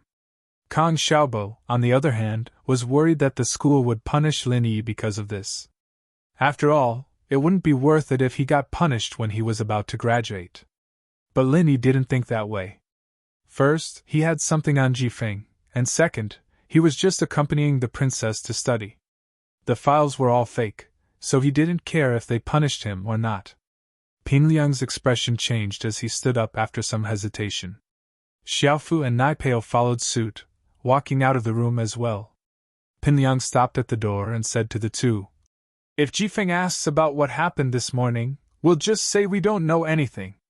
Just say that Heibao Bro doesn't know what happened with Lin Yi, and that we only know Heibao Bro. He asked us who Lin Yi was, so we pointed it out to him. The rest has nothing to do with us. Gao Xiaofu and Zhang Naipeo were worried that the school would punish them because of this. After all, their family backgrounds weren't as strong as Pinliang's. Pinliang might be fine, but they might become the scapegoats. They nodded immediately upon hearing Pinliang's order. Pinliang looked at Lin Yi's back and clenched his fists hatefully. He'd lost so much face today, and it was all because of this transfer student. He didn't expect Lin Yi to be this strong. It seemed like his usual method of talking with his fists wasn't working anymore. Jifeng, on the other hand, knew that Pinliang and the others were making things up after listening to their story. He'd already gotten news from the police that Heibao was the security captain of Pinliang's father's nightclub. A security captain coming to school to cause trouble for Lin Yi? Jifeng wouldn't believe that this had nothing to do with Pinliang, but he'd asked the principal for permission, and because of Pinliang's family background, he decided to keep it low-key. Heibao had already taken responsibility for everything at the police station, and Jifeng didn't need to offend anyone anymore. He told Pinliang and the others a few words before letting them go. When only Lin Yi was left, Jifeng didn't ask about what happened this morning. It was obvious that Lin Yi had nothing to do with it, so there was no need for him to ask. Chapter 68. Bold and visionary words. Jifeng knew that Peng Zhan had introduced Lin Yi to the school, and so he wanted to use this opportunity to get on Lin Yi's good side. After all, the 12th class wasn't just the 12th class, but the 12th class was also the 12th class. Moving Lin Yi to the 6th class would help him avoid further conflicts with Pinliang. Lin Yi couldn't help but laugh at the words. The guy was afraid that Pinliang and the others would cause trouble for him again. But Lin Yi's true goal was to keep Meng Yao company. If Meng Yao didn't change classes, he wouldn't be able to do so. Besides, Lin Yi didn't really care about Pinliang and the other clowns. They wouldn't dare cause trouble in front of him anymore. Thank you, Mr. Wang. I'm doing fine in this class. I just got used to the environment, and I don't want to change. Lin Yi rejected Wang Jifeng's kind intentions. I see. All right then. Don't be too rash in the future. Just report to the school first. The school will take care of it. Wang Jifeng didn't say anything else after Lin Yi's insistence. It seemed that Pinliang and the others would behave themselves for a while after this incident. The English test results came out during the night study session. As expected of an important class in an important school. Even when Kang Xiaobo said that the test was a bit difficult, the total score was 150. There were quite a few students who scored above 130. Kang Xiaobo scored 111, and Lin Yi scored 109. Naturally, Lin Yi did it on purpose. He just wanted his results to be below average in class. He didn't need to draw attention to himself. What surprised Lin Yi, however, was the fact that Meng Yao and Yushu had taken up 2 spots among the students who scored above 130. It seemed that these 2 rich girls weren't idiots after all. Lin Yi thought to himself. Boss, not bad. Your first exam result is not bad. Kang Xiaobo saw that Lin Yi was only 2 points lower than him, and he was secretly surprised. There must be some luck involved. Lin Yi thought to himself. If he had known that this question would be difficult, he would have made a few more mistakes. Let's go eat something tonight. My treat? Kang Xiaobo had talked to Lin Yi about this at noon, but Lin Yi did not agree at that time and said that they would talk about it at night. Let's do it on the weekend. My house is quite far from the campus. If I go back late, there won't be a car, Lin Yi said to Kang Xiaobo apologetically. Oh, that's true. There are only a few buses near the school. Let's talk about it on the weekends. Kang Xiaobo obviously misunderstood Lin Yi's meaning. Lin Yi thought that Kang Xiaobo was a good person, and that he didn't want to lie to him. But Lin Yi didn't want to expose the misunderstanding. Lin Yi really did mean that Meng Yao's villa was quite far from the school, and Faubert's car wouldn't be waiting for him all the time. There would be no car if he went back late, Lin Yi and Kang Xiaobo walked out of the school gate together after school. He watched Meng Yao and Yushi get into Faubert's Bentley from the corner of his eyes before turning to Kang Xiaobo. I'm going, see you tomorrow. See you tomorrow. Kang Xiaobo was in high spirits today. He'd wanted to have dinner with Lin Yi and drink some wine, but Lin Yi didn't have the time. He had no choice but to give up on the idea. What's the rush? Stand right there. The sudden voice startled Kang Xiaobo. He looked up to see Pin Liang, Nai Peo, and Shifu blocking his way. The one who spoke was Gao Shifu. Pin Liang called his family during the break and learned that Heibao had taken responsibility for everything, but Pin Liang's father still gave him a good scolding. Pin Liang was getting more and more pissed off. It was all Lin Yi's fault, and he couldn't afford to offend Lin Yi. All he could do was sulk. Xiaofu came up with a strategy. Since Lin Yi couldn't beat him right now, he could teach that Xiaobo beside him a lesson. The kid had been pretty cocky yesterday on the balcony, and now he'd gone up there and kicked Heibao bro in the crotch. Was he supposed to let him live if they didn't teach him a lesson? Pin Liang's eyes lit up. He couldn't afford to piss off Lin Yi, but teaching that coward Kang Xiaobo a lesson would be good too. What? What are you guys doing? Kang Xiaobo had become a man these 2 days, but that was only because he had Lin Yi with him. He was the only one left, and he'd have to be tough even if he wanted to. It was obvious that the three were up to no good, and Kang Xiaobo felt a wave of fear rise in his heart. What are you doing? Don't you know what you've been doing these 2 days? Pin Liang smiled coldly as he reached out and patted Kang Xiaobo's face. Kang Xiaobo, I never knew that you were a hidden character. What did I do? Kang Xiaobo knew that even if he begged for mercy, it wouldn't do anything. Since he was already enemies with Pin Liang, he might as well go all the way. At most, he'd get beaten up, but he wouldn't be able to kill him. Pfft. You're talking tough, aren't you? Pin Liang looked like he had Kang Xiaobo in the bag. What? You dare to do it, but you don't dare to admit it? Or is it because that transfer student's backer is gone, and you're not confident anymore? Pin Liang was finally able to vent his anger, but he felt a little sullen when he thought about it. He had to bully a normal student to vent his anger. Kang Xiaobo knew that he wouldn't be able to avoid the beating today. He was going to die either way, and he straightened his neck. Pin Liang, if you touch me today, I'll pay you back 10-fold, 100-fold. Come at me if you dare! With that, Kang Xiaobo closed his eyes, looking like he was going to die a martyr's death. Fuck, you're still so stubborn? Interesting. Brothers, what are you waiting for? Let's do it! Pin Liang saw that Kang Xiaobo wasn't begging for mercy, so he stopped talking to him. Liang bro. Xiaofu suddenly tugged at Pin Liang's sleeve nervously. What's wrong? Pin Liang frowned. What's wrong? Xiaofu pointed not far away, panicking. Liang bro, look over there, what? Pin Liang looked impatiently at the direction Shifu was pointing at, and was shocked to see Lin Yi walking towards him with a smile on his face. But in Pin Liang's eyes, that smile looked like the smile of a demon. Why was he back? Didn't he leave already? Pin Liang was startled. This Lin Yi was a madman. What was he supposed to do if he waited for Lin Yi to arrive? As humiliated and angry as he was, Pin Liang didn't dare fight Lin Yi head-on. Fuck, revenge is a dish best served cold. I'll return the humiliation I received today 100-fold in the future. Chapter 69. Chapter 69. Healing Plant. Pin Liang didn't have time to explain as he turned and ran. Xiaofu and Nai Peo saw that they weren't a match for Lin Yi, and so they turned and ran as well.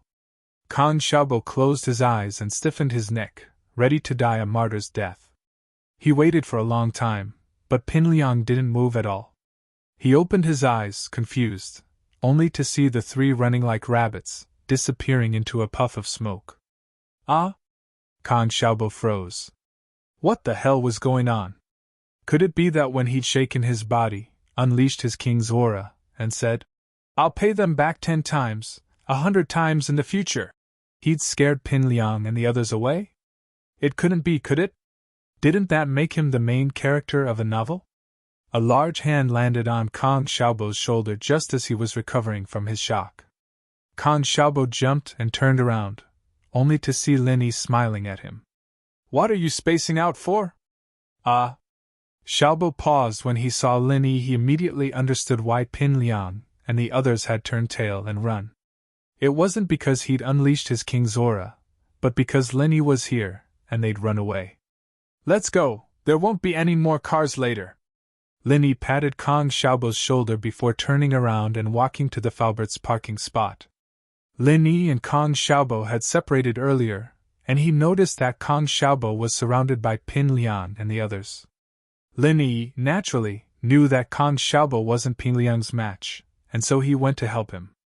Kong Xiaobo took a deep breath, wanting to thank him, but Lin Yi was long gone. Kong Xiaobo clenched his fists. When would he become a man like Lin Yi?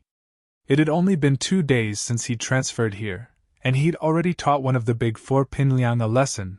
Lin Yi returned to Falbert's Bentley, a frown on Ming Yao's face.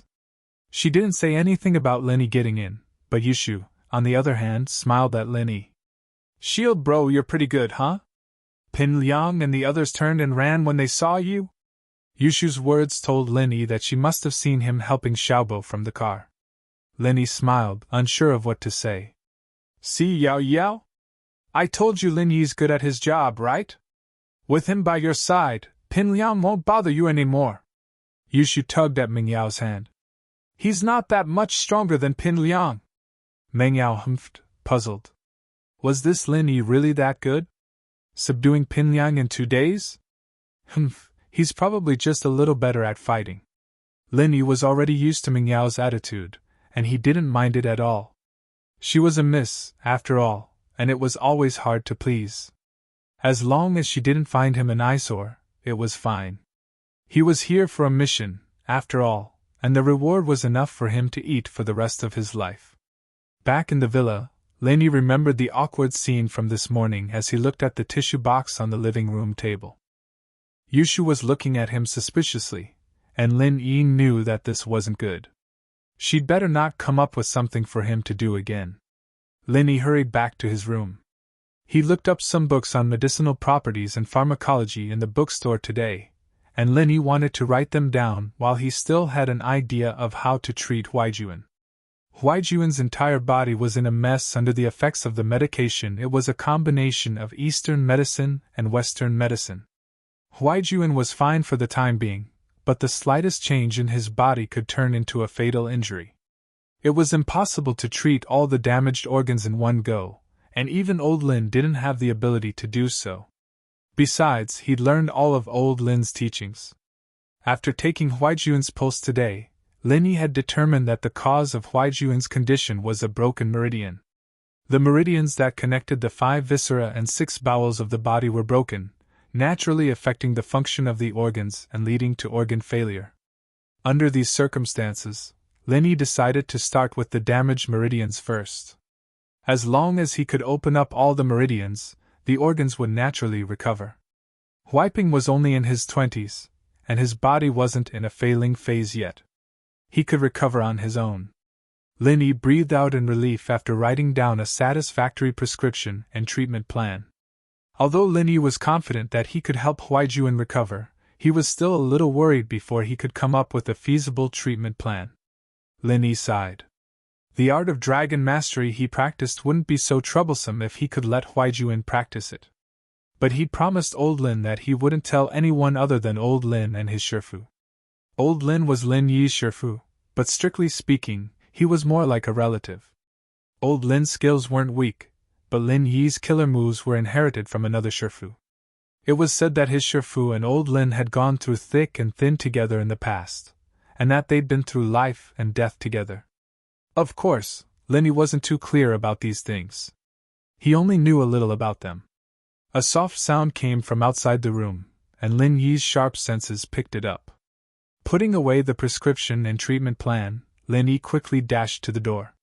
But Lin Yi breathed a sigh of relief. It was Falbert delivering dinner, and that sound was probably Falbert opening the door. Lin Yi opened the door and walked out. "Falbert. Mr. Lin, dinner's ready." Falbert nodded to Lin Yi with a smile. Falbert left quickly after delivering dinner, and Meng Yao locked the villa's door. She glanced at Lin Yi, who was walking back to his room after helping Yushu lay out the food. She wanted to ask him to join them, but swallowed the words back down her throat. Lin Yi was already in his room while she was hesitating. Forget it if you don't want to eat. Meng Yao was a little angry she'd asked him to eat with her yesterday, and now he'd gone back to his room? Lin Yi would have screamed injustice if he knew what Meng Yao was thinking, and it was precisely because he was worried that the little miss wouldn't be agreed he'd helped Yushu lay out the food and went back to his room, waiting for the two of them to finish eating before he went back to his room. Lin Yi didn't mind the two anymore. It was just like Kang Xiaobo said, there was a line of boys who wanted to eat Meng Yao and Yushu's leftovers at school. You're not going to ask Shield bro? Yushu had wanted to ask Lin Yi to eat with her, but she wasn't sure if Meng Yao would agree. Ignore him, we'll eat, Meng Yao said angrily at the thought. Oh, Yushu said as she picked up her chopsticks. She pushed an open bottle of orange juice in front of Meng Yao all of a sudden. Yao Yao, this is for me, you can have it! Meng Yao's face darkened at the sight of the orange juice, evidently remembering what happened 2 nights ago. She glared at Yushu. Shu, did you do that on purpose? Nah, I'm just being nice. Yushu blinked innocently with her big, watery eyes. Chapter 70. Chapter 70. Lin Yi's weakness. Meng Yao and Yushu couldn't really eat much, after all. Before Lin Yi came, they'd always be left with more than 3/4 of their food. But for the sake of balanced nutrition, Falbert still stuck to 4 dishes and 1 soup every day, with at least 3 dishes and 1 soup. Even the best chef couldn't make too little of a dish. Not only would it be difficult to control the heat, but it'd also be difficult to control the balance of the seasonings. In order not to affect the taste, it was better to stick to the normal size. Meng Yao found the food tasteless after a couple of bites. Before Lin Yi came, she and Yushu would talk about interesting topics as they ate, and the meal would take more than half an hour. She didn't know why, but the scene of Lin Yi standing up for her at the bank kept popping up in her mind. Was this guy an idiot, or was he serious about his job? There was no point in risking his life for a few tens of thousands, was there? Meng Yao didn't know where her father found a guy like this, but her dislike for Lin Yi seemed to have lessened quite a bit. Was it because he saved her yesterday? Fine, she'd keep him by her side for now. It wasn't a bad idea to have him as a fighter. I'm full. Thinking back to her attitude towards Lin Yi, she felt that it was a bit too much to let him eat her leftovers. What's wrong? Yao Yao, why are you eating so little? Yushu looked at Meng Yao, a little surprised. The girl had only moved her chopsticks a few times, and it was still vegetables. It's nothing, just a little tired. Meng Yao shook her head. I'm going upstairs. Get Lin Yi to eat with you. Ah? Yushu blinked. What was Meng Yao up to? Meng Yao felt a little irritated. The guy she hated the most had saved her yesterday, and now he was putting on airs when she was trying to be nice to him. Forget it if you don't want to eat. I won't eat either. You don't want to eat if you want. Yushu blinked in confusion as she looked at Meng Yao's exhausted figure. Could it be that what happened last night had scared her? That's not right. It's been a day and a night. Isn't his reaction a little too slow? Yushu put down her chopsticks and ran to Lin Yi's room, knocking on the door. Hey, Shield bro, come out and eat. Lin Yi opened the door and looked at Yushu. You called? Would I call Yao Yao Shield bro? In this villa, you're the only one who can be called brother, right? Yushu slapped her forehead. Oh, I remember now, General Wei Wu doggy bro. Lin Yi was speechless. Comparing himself to a dog. Let's go, time to eat. I'm starving.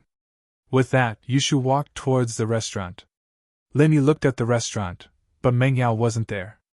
He followed Yushu in, puzzled. Where's the miss? You said Yao Yao? She said she wasn't hungry, so she took 2 bites and went upstairs. With that, Yushu pointed at the seat Meng Yao had been sitting at. Sit, hurry up and eat. The food's ready for you. Oh. Lin Yi looked at the table. The rice was already in front of him. Since Meng Yao had gone upstairs, Lin Yi didn't need to be courteous. Yushu was a little weird, but it wasn't a big deal. Ga ga! Yushu looked at Lin Yi evilly as he picked up his chopsticks and put a mouthful of food into his bowl, shoving it into his mouth along with the rice. Joy blossomed in her heart, and she clenched her fists under the table. Yay! She'd tell Yao Yao later that she'd avenged her. She ate Lin Yi's saliva yesterday, and today Lin Yi used her chopsticks to eat the leftover rice. Lin Yi ate her saliva, and now they were even. Eat slowly. Here's some water. Yushu handed the orange juice to Lin Yi. Oh, thanks. Lin Yi really did feel like he was choking at Yushu's words. He took 2 sips of the orange juice and realized something was wrong. This orange juice, oh, Meng Yao left after 2 sips, and I didn't want to waste it, so I gave it to you. Yushu said innocently as she looked at Lin Yi. Right, you wouldn't dislike her, would you? You wouldn't go rinse your mouth and vomit too, would you? Oh. Lin Yi replied, expressionless. He knew that Yushu was doing it on purpose, but it wasn't a big deal to Lin Yi. Back in the primeval forest, he basically used all his metal as weapons, leaving only a set of tableware for everyone to use. Lin Yi had long since developed this mentality. Plus, not everyone could just eat a beauty's saliva. Maybe that idiot Pin Liang would go for Meng Yao's spit if she wanted to, Lin Yi thought evilly. Yushu was a little disappointed that Lin Yi didn't have any reaction, but then she remembered that she'd taken a sip of the orange juice before. Didn't that mean? Yushu couldn't help but blush at the thought. But after diluting Meng Yao's saliva, there shouldn't be anything up there anymore, right? Yushu comforted herself. Yes, that must be it. Hey, shield bro, I'm thirsty. Get me a glass of water. Yushu ordered. She was starting to get a little salty. Go yourself. Lin Yi didn't even raise his eyes as he continued eating. Toilet paper. TV. Yushu coughed. Lin Yi rolled his eyes. This was a secret signal. What was with that? Lin Yi got up helplessly to get Yushu a glass of water. Yushu treated him pretty well, thinking about him even when she was eating. Lin Yi decided to hold it in. If Huaijuan knew that Lin Yi was serving the 2 misses all day, he'd probably be laughing his ass off. He poured Yushu a glass of water. Lin Yi knew that her glass was pink, so he was familiar with it.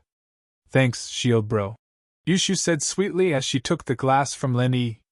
Lin Yi didn't say anything as he continued eating.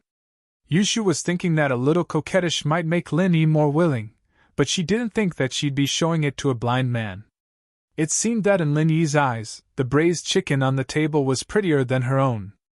In actuality, Lin Yi wasn't blind. Who wouldn't be tempted by a beauty in front of him? But he was here on a mission, and this was just a short reunion. After the mission was over, everyone would go their separate ways, and they might not meet again for the rest of their lives. Lin Yi didn't want to leave too many emotional ties behind. Besides, he was arranged by Ping Zhan to accompany Meng Yao to school. What would happen if he messed with Meng Yao's best friend? One shouldn't be too much of a jerk. Chapter 71. Chapter 71. The mysterious Jade. Lin Yi went to clean the table after dinner. Falbert used to take away the food containers the next morning, and someone would clean them up when they got to the hotel. Lin Yi, however, didn't like the greasy ones, and decided to clean them up. Shield bro, you're a good family man. Whoever marries you will be in luck.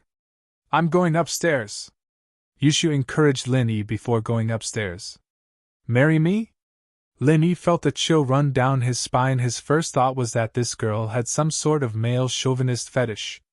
But Lin Yi was used to Yushu's weird antics anymore. He didn't say anything about it. Lin Yi put the containers back into the plastic bag before turning off the lights and heading to his room.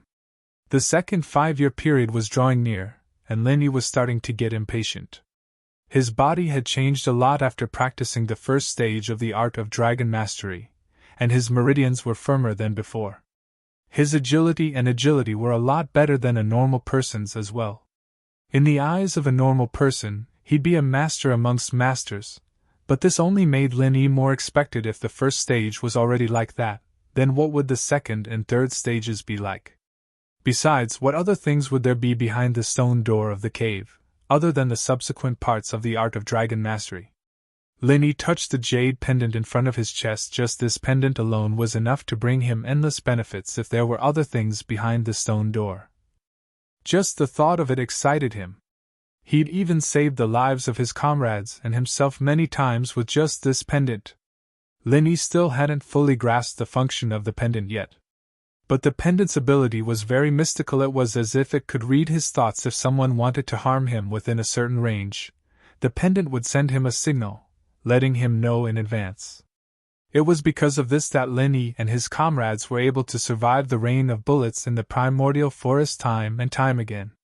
This was the jade pendant's early warning function. Another function of the jade pendant was that if there was someone who he had seen before and had tried to harm him within a certain range of him, even if that person concealed his murderous intent and did not release any malicious intent towards Linny for the time being, Linny could use the jade pendant's signal to gradually lock onto that person's existence. The closer he got to this person, the stronger the signal from the jade pendant. In the end, battles between experts would often turn into sneak attacks and assassinations.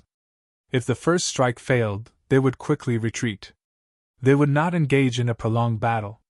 Those who had fought with Linny once, even if they escaped under the cover of Linny, were still somehow found and killed by Linny. As a result, Linny's teammates called him Eagle. An eagle was an animal that rarely got away once it set its eyes on its prey. Of course, the jade had many other extensions. It could warn him of bad things, and it could warn him of good things as well. It was just that the signal was different, and Linny didn't know how the jade was affecting him, but he didn't know how it was affecting him. At least the people around him weren't affected at all. But the signals that Linny had figured out were only these three.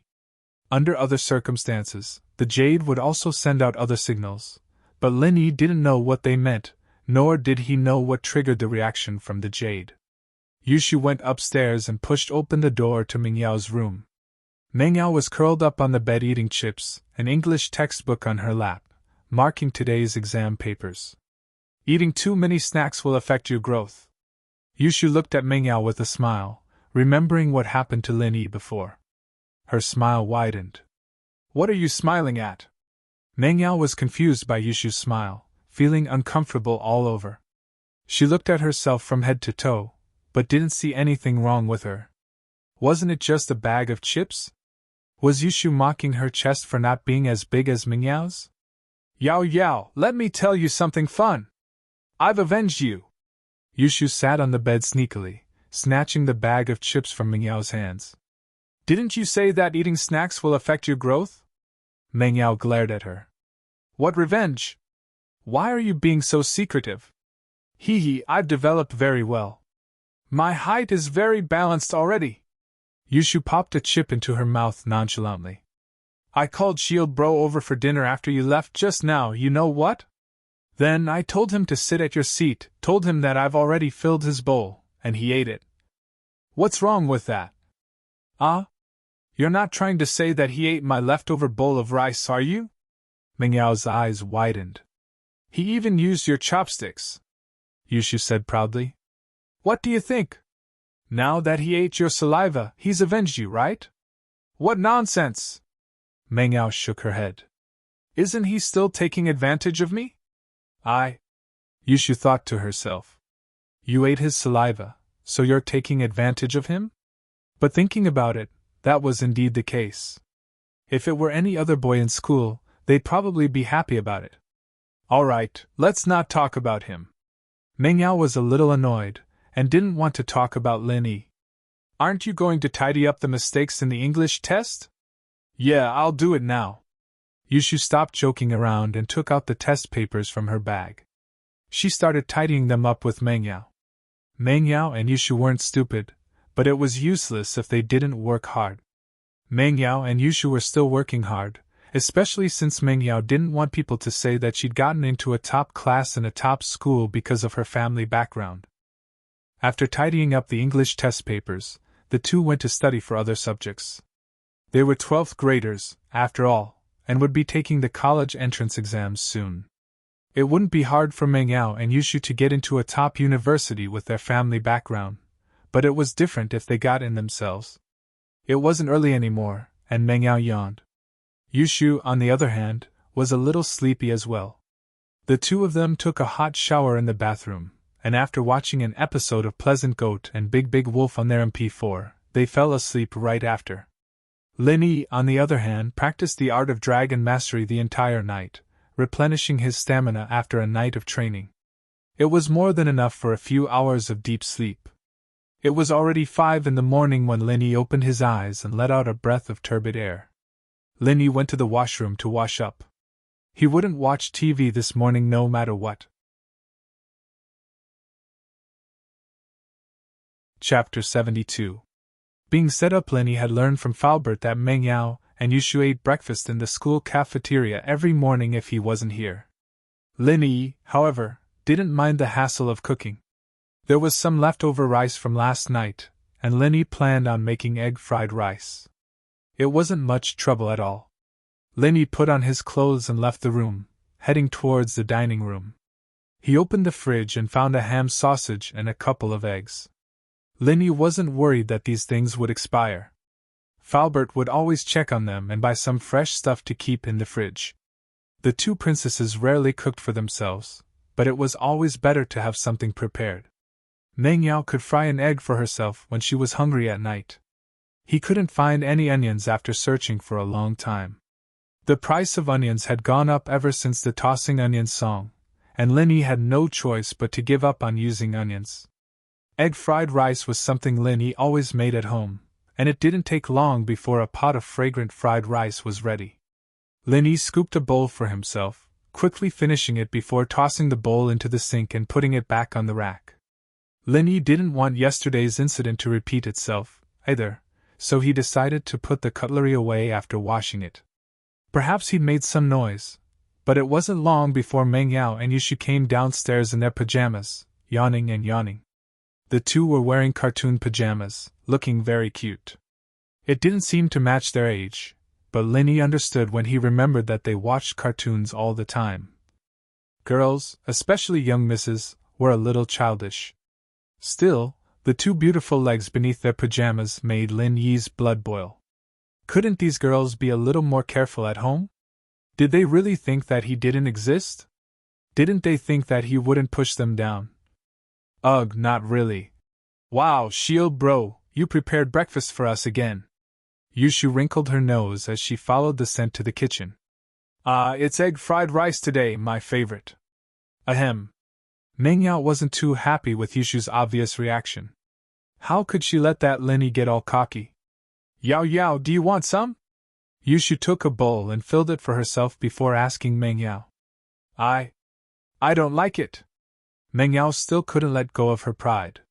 Wouldn't eating Lin Yi's food be the same as eating his food? Although she ate it yesterday and the day before today. Sigh, little Shu was really something. She ate it, but she acted like it was delicious. Let's eat together, I cooked quite a lot. It'll be a waste if you don't eat. Lin Yi smiled, as if he could tell that Meng Yao wasn't telling the truth. Oh, teacher said we shouldn't waste food. I'll eat a little then. Meng Yao said after some hesitation, using Lin Yi as an excuse. Lin Yi didn't say anything. The miss knew how to be frugal now? You guys eat, I'm going out for a walk.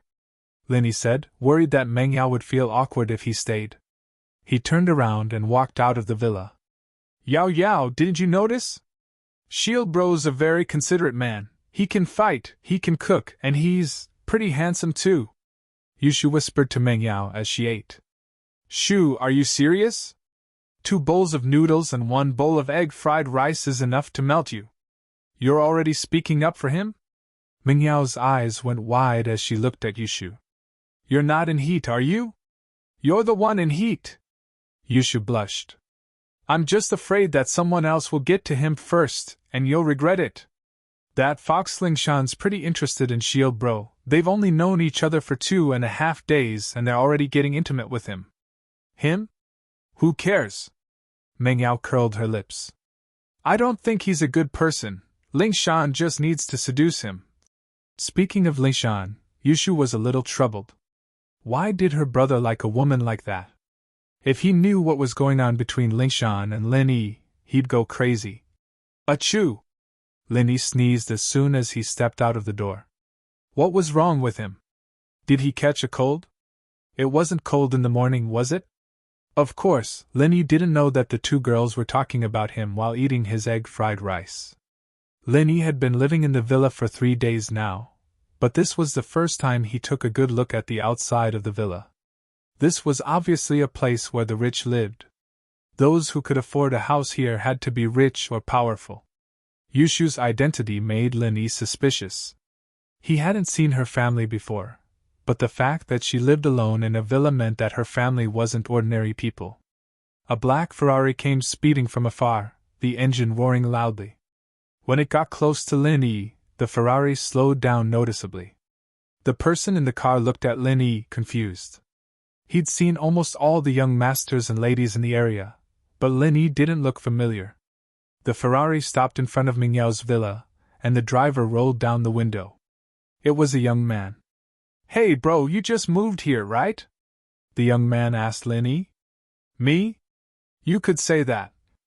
Lin Yi didn't know who this person was, but since he didn't show any other intentions, Lin Yi gave him some face and replied. My name is Sunny Kai. If you have any trouble in the future, you can use my name. I'll take care of everyone in our Seaview Villa Bay, the young man said to Lin Yi. Okay, thank you. Lin Yi looked at the enthusiastic Sunny Kai and nodded. Although he didn't need anyone to take care of him, this Sunny Kai didn't seem to have any bad intentions, so Lin Yi wouldn't reject him. Sunny Kai saw that Lin Yi didn't seem to have heard of his name, so he smiled faintly and didn't say much. Bro, I haven't been to school for a long time. I have to go today. Let's meet another day. Goodbye. Lin Yi waved at him. Sunny Kai started the car and left. From Sunny Kai's words, Lin Yi also roughly understood that this Sunny Kai was probably very popular in society. Because he and Lin Yi lived in the same villa area, he took care of the people in the villa area. However, this could also be seen as a kind of showing off. In any case, this Sunny Kai wasn't very annoying, and Lin Yi didn't show anything to him. Chapter 73. Free Chef. It wasn't long before Falbert's Bentley stopped in front of the villa, and Falbert paused when he saw Lin Yi standing there. Mr. Lin, why are you here? Falbert asked curiously as he got out of the car, looking at Lin Yi curiously. I came out for some fresh air, and to see what kind of people live around here, Lin Yi said. Falbert nodded. Meng Yao and the others aren't out yet? I'll go get them. Meng Yao and Yushu walked out of the villa as they spoke, laughing and chatting with each other. They greeted Falbert when they saw him and got in the car. Lin Yi got in the passenger seat naturally, and Falbert started the car and drove slowly towards the school. The two had been whispering to each other ever since they got in the car. The Bentley was quite spacious, and Lin Yi didn't want to eavesdrop on their conversation. He didn't really care what they were talking about. Yushu nudged Meng Yao after a while. Why don't you tell me if you like it? What do I like? I'm just having a bite or two, it's fine if you don't tell me. Meng Yao humphed, ignoring Yushu. Yushu didn't have a choice. She wrinkled her nose. All right. I'll tell you. Their voices were louder and clearer, and Lin Yi could hear them from the passenger seat, but he didn't know what they were talking about. Falbert, can you get some fresh ingredients when you come back tonight? Yushu said to Falbert, who was driving. Oh? Ingredients? Uncle Fu was slightly startled. Are they fresh vegetables and meat? Yeah, eggs, seasonings, and whatnot. It's fine as long as it's all there is. Yushu nodded. All right. Falbert was a little puzzled. He'd prepared fresh meat and vegetables for them before, but a lot of it had expired. Falbert only prepared a small amount after that, just in case. He didn't expect Yushu to ask him to prepare a whole bunch all of a sudden. Judging from Yushu's conversation with Meng Yao, there was an 80% chance that Meng Yao was part of it as well, and so Falbert didn't ask any questions and agreed without hesitation. Yay! Sister Yao Yao! Yushu raised her hand excitedly, intending to give Meng Yao a high five. Meng Yao glared at her. You only know how to eat. Let's see if you'll be able to get married when you turn into a pig. Lin Yi, on the other hand, was speechless. He'd be an idiot if he didn't understand what Yushu was up to. Buying so many ingredients, did he think he was a chef? *ck his grandmother's leg. Wasn't he being wronged? Even a runny nose could be used against him. If word of this got out and his teammates heard about it, wouldn't they laugh their heads off? But it wasn't easy to explain, and the more he tried to explain, the worse it would get. Lin Yi could only endure it. He'd just treat it as a mission, and this reward was enough to feed him for the rest of his life. Lin Yi didn't think that it was a big deal now. Compared to the North African jungle, where even a spider could kill him, life here was much better. He could go to school, and he could hit on girls. Ugh, hitting on girls didn't seem very reliable. Lin Yi saw Yushu winking at him in the rearview mirror. He closed his eyes and pretended he didn't see it. Yushu squeezed her eyes for a long time, and finally found a few difficult expressions to piss Lin Yi off, only to realize that Shield Bro had closed his eyes. Yushu's anger flared up, and her face started cramping up. Shu, what are you doing? What's wrong with your face? Meng Yao noticed something wrong with Yushu as well. It's nothing. It's just a toothache. Yushu held her breath. She couldn't tell Meng Yao about this, or she'd laugh her head off. So it's a toothache. I thought your eyes were broken when I saw you squeezing your eyes. Lin Yi interrupted faintly, taking it as revenge for calling him a chef. Ha!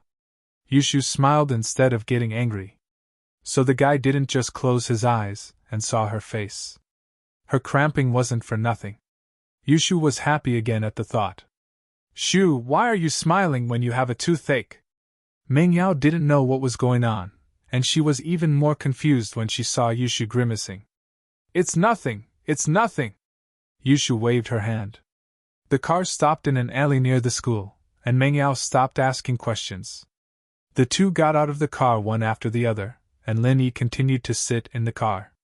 According to the two, he had to avoid arousing suspicion. Mr. Lin, I'll take you to the hospital to change your bandages? Faubert said as he started the car. Change my bandages? Lin Yi remembered that his leg injury hadn't healed yet, and the pain was nothing to Lin Yi. Lin Yi wouldn't have remembered it if he hadn't brought it up on purpose. All right. Lin Yi thought that he'd have to go to the pharmacy later. He'd have to concoct some medicine first. Normal medicine would heal too slowly. He'd also have to concoct the medicine for Huaijuan. The car arrived at Songjiang's First People's Hospital, and Faubert parked the car while Lin Yi went down to change his bandages. Lin Yi didn't see the pretty nurse Guan Xian when he arrived at the surgical treatment room. The nurse on duty this year was a middle-aged woman, and Lin Yi felt relieved. Thank goodness she wasn't here, or it'd be awkward again. Hi, I'm here to change my bandages, Lin Yi said as he handed the document to the nurse. Oh, you can sit over there, the nurse said as she looked at the document Lin Yi handed over. She quickly prepared the bandages and said to Lin Yi, Pants off. Aren't we supposed to close the door? Lin Yi asked, a little embarrassed that the door wasn't closed yet. What's there to be afraid of, young man? Hurry up, the nurse said fiercely. This is a hospital. Who wants to look at your butt? All right. Lin Yi was speechless. He thought back to how shy Guan Xian was yesterday. This nurse was probably a young girl back in the day, but time had turned her into a fierce ant. He wondered if Guan Xian would be the same in a few years. Lin Yi felt a chill run down his spine as he thought about it. His first impression of Guan Xian was pretty good. He had to admit, however, that the nurse was a lot more skilled than Guan Xian. She finished changing Lin Yi's bandages in no time and threw the cotton into the trash can. Done! You're recovering well, young man. Come again tomorrow and you'll be fine. Chapter 74. Chapter 74. The man in the washroom. Lin Yi had wanted to buy some Eastern medicine from the pharmacy near the hospital, but the prices there were a bit higher than usual. Lin Yi decided against it after some thought.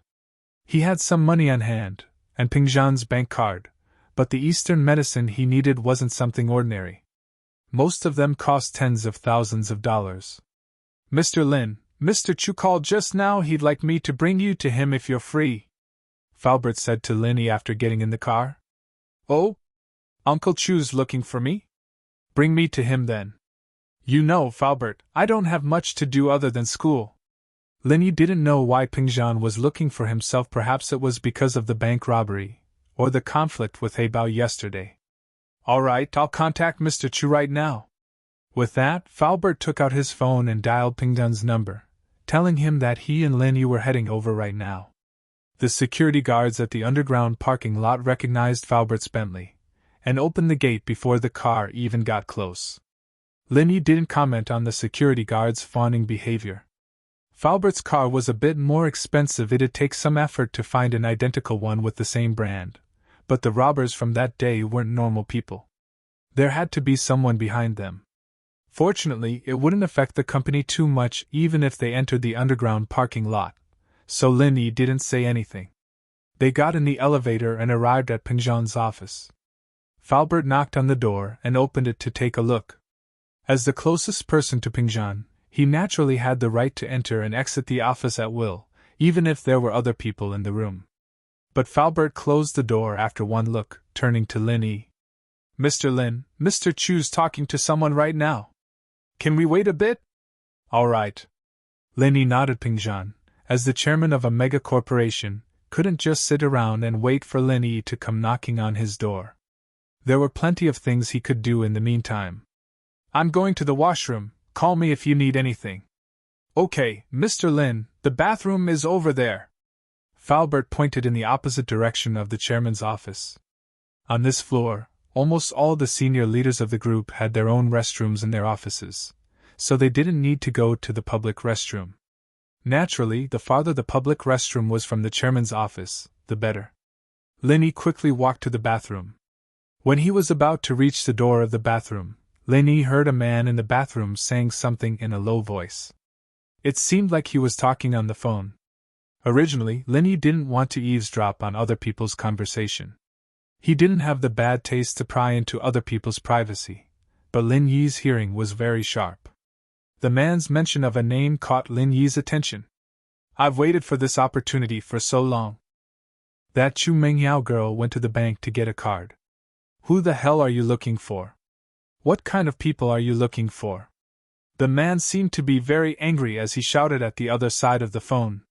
He was afraid that others would hear him, so he tried to lower his voice. If it weren't for Lin Yi's exceptional hearing and the fact that he was standing at the door of the bathroom, even if others passed by, they wouldn't be able to hear what he was saying. The man had mentioned Chu Mingyao's name a few times before, and it had already caught Lin Yi's attention. When he walked to the door and heard the man talking about the bank again, Lin Yi's heart skipped a beat. Lin Yi stood in front of the sink of the bathroom quietly, listening to the man's words. How can you ask me to cooperate with you if you can't even handle such a small matter? It's not a big deal. You just need to control that Chu Mengyao girl for a few hours. When they are discussing the contract with Ping Zhan, they just need to hint that Chu Mingyao's matter is related to you guys, and the contract would have been signed long ago. It's just a little hint. Even if that old fox Ping Zhan is angry, he'll swallow it for the sake of his precious daughter's safety. The man was obviously very angry. There shouldn't be any loopholes in this matter, right? What? You said that you don't know where the group of people you found are now? Mother ***, how am I supposed to cooperate with a pig like you? The man cursed. All right, I'll get some information from the police station. You also need to deal with the tail as soon as possible. If you really can't. You understand what I mean, right? Ring dash. A sudden burst of classic Nokia music sounded, and the man in the bathroom stopped talking abruptly. It was obvious that he was shocked. However, the one who was shocked was Lin Yi. His phone rang, and Lin Yi smiled bitterly. It seemed like he had alerted the enemy. It would be very difficult for him to hear anything else. Just as Lin Yi thought, the man in the bathroom was really shocked. The public bathroom on the top floor was almost never used. This was because the leaders of the company who worked on this floor all had their own bathroom. No one would come here to use the bathroom. Only those who came from outside to work and some workers would use the public bathroom. This was also the reason why he chose to make the call here. In many cases, this bathroom would be cleaned by cleaners in the morning and night, and almost no one would use it during the day. Lin helplessly took out his phone and saw that it was Falbert's number. Lin directly hung up and mumbled to himself. Junhua bro, it's Xiao Liang, Li Xiaoyang. I'm at Pingjian Industries, but I couldn't find you. Which floor are you on? I'm already on the top floor. Don't all the executives of Xuanxi Industries work on the top floor? You're the business manager, so I came to the top floor to look for you. What? On the third floor? All right, I'll go down.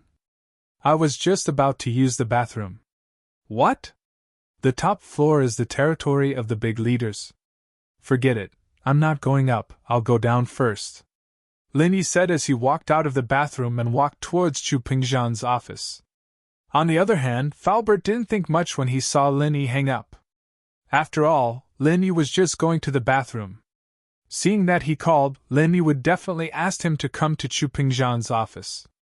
The man in the bathroom heard Lin Yi's words and instantly let out a sigh of relief. He muttered, "Damn it, he's just here for business. I was scared to death. Looking for a business manager, and he even came to the top floor? What a big manager, and he's still a leader.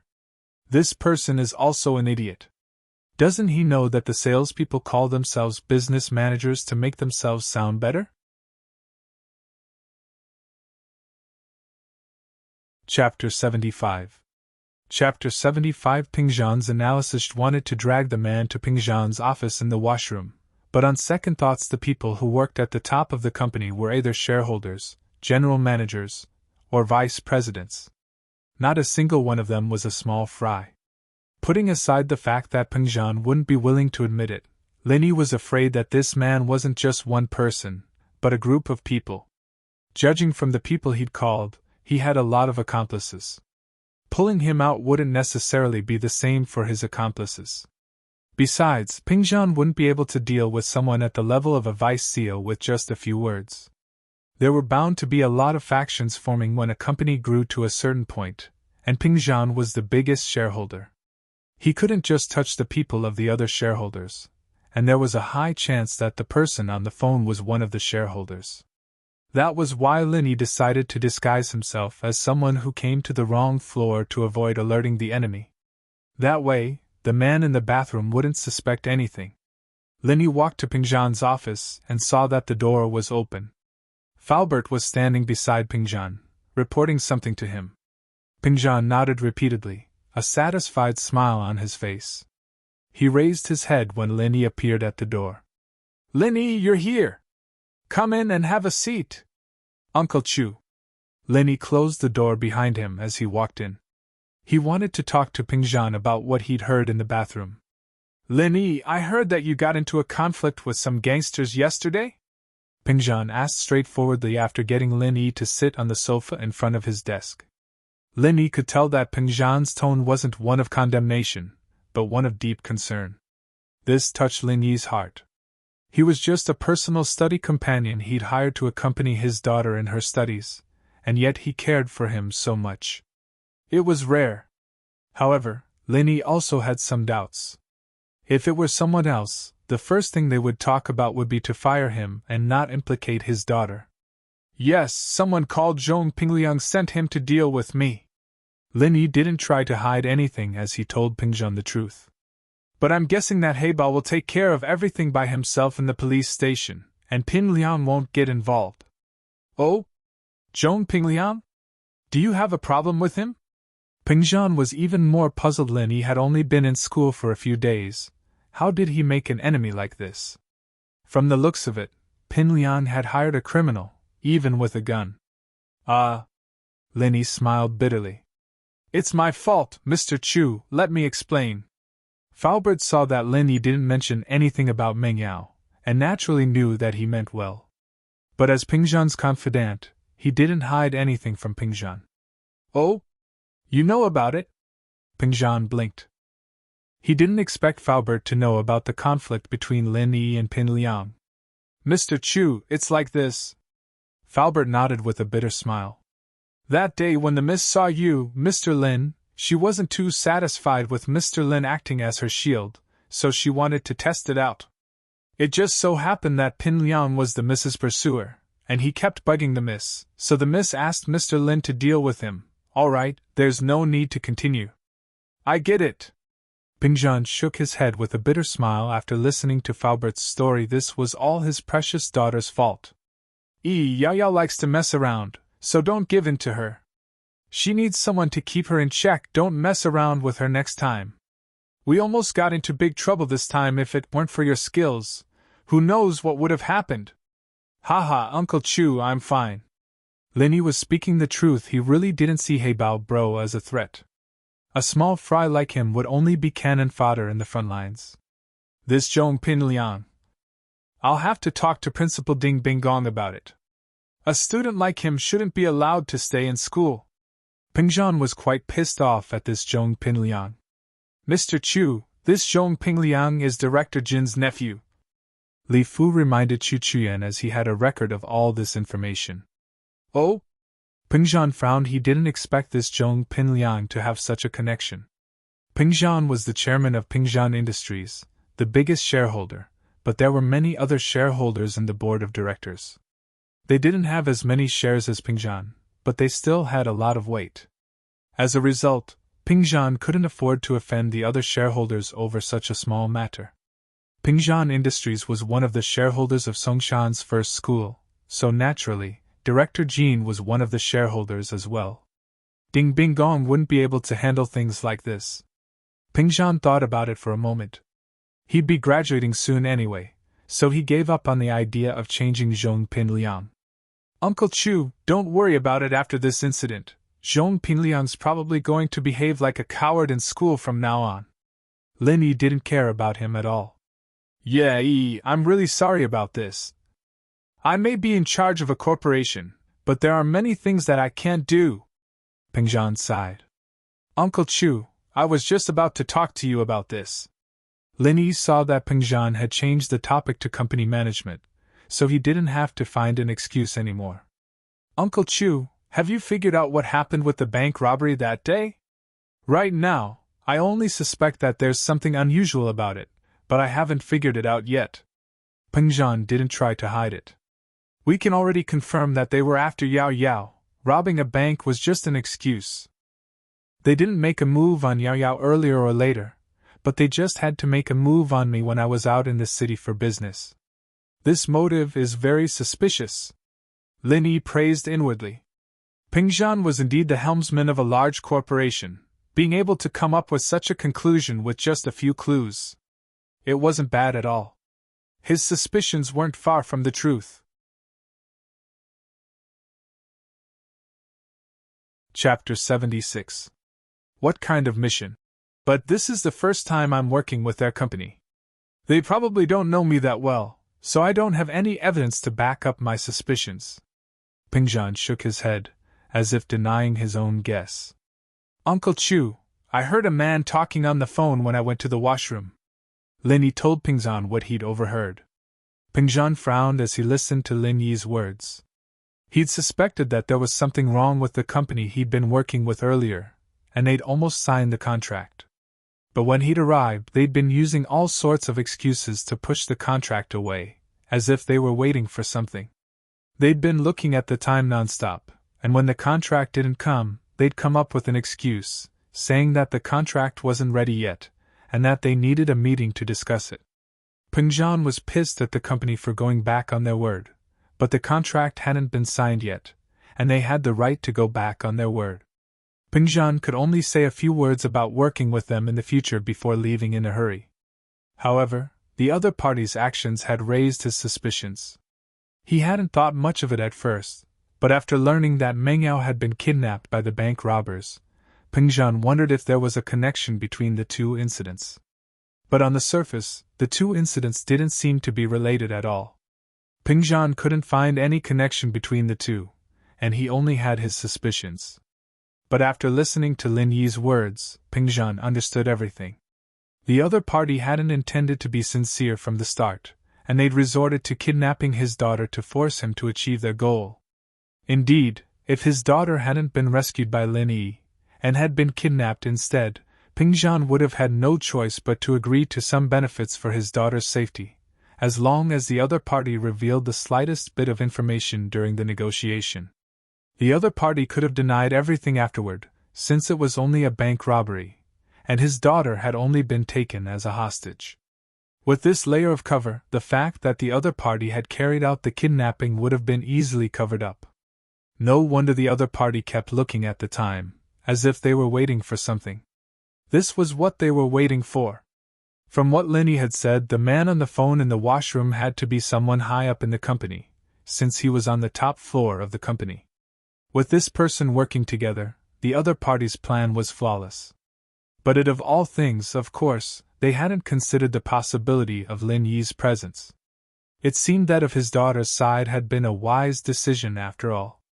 Ping Zhan had only arranged Lin Yi to stay by Ming Yao's side of the company, of his mind of all of his plans. Of all. Ping Zhan hadn't thought of anything else. Yet Lin Yi of his. I will look into this matter. I'll investigate this. Ping Zhan's eyes flashed fiercely. He might have had conflicts with some of the higher-ups in the company, but he wouldn't allow anyone to use his daughter to mess things up. Lin Yi nodded. He didn't want to get involved in these things. As the chairman of the company, Ping Zhan naturally had his own methods. Lin Yi only told Ping Zhan what he'd heard. As for how to carry it out, that was up to Ping Zhan. You didn't alert the enemy, did you? Ping Zhan suddenly thought of an important problem. Did Lin Yi alert the other party when he was eavesdropping in the washroom? If the other party was alerted, it'd be difficult to catch the other party's tail. Don't worry, Uncle Chu. Lin Yi smiled. I was shocked when Faubert called, but I pretended to be someone who came to the company for business and went to the wrong floor. Lin Yi told Ping Zhan everything he'd said to himself. Haha, not bad. You're quite alert. Ping Zhan praised. The more he looked at Lin Yi, the more pleased he was with him. At first, it was his old father's wish, and Ping Zhan was just following the old man's wishes. But now, he truly felt that Lin Yi was a rare talent. Ping Zhan's father, Chu Sanhua, was a man of authority in the family. He'd started out as a small bricklayer, building up Ping Zhan Industries from scratch. Now that Ping Zhan Industries was in Chu Ping Zhan's hands, Chu Sanhua was still a man of authority in the family. Ping Zhan's family was very poor when he was young, and Chu Sanhua established Ping Zhan Construction when he was 7 or 8, growing it up step by step. That was why he wasn't tainted by the bad habits of those rich second generations. He also had the demeanor of a big family, and was very respectful to his father. Many of the shareholders in the company were old friends who had built up the company with his father.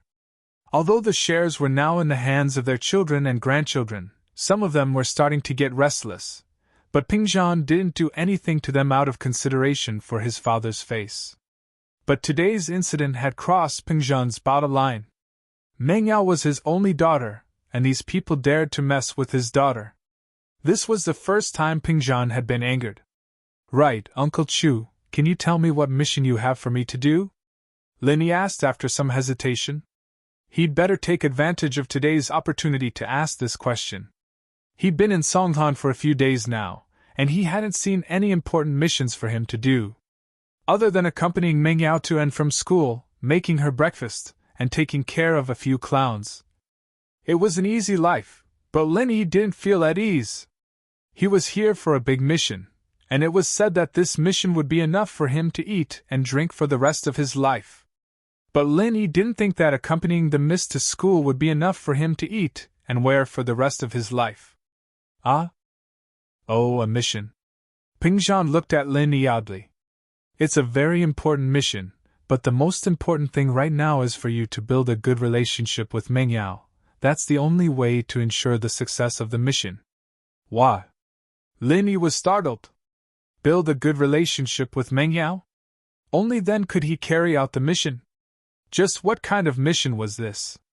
Could it be that it had something to do with Meng Yao? Could it be that there was someone behind the scenes who wanted to harm Meng Yao, and Ping Zhan wanted to use Meng Yao as bait so that he could find the person behind the scenes?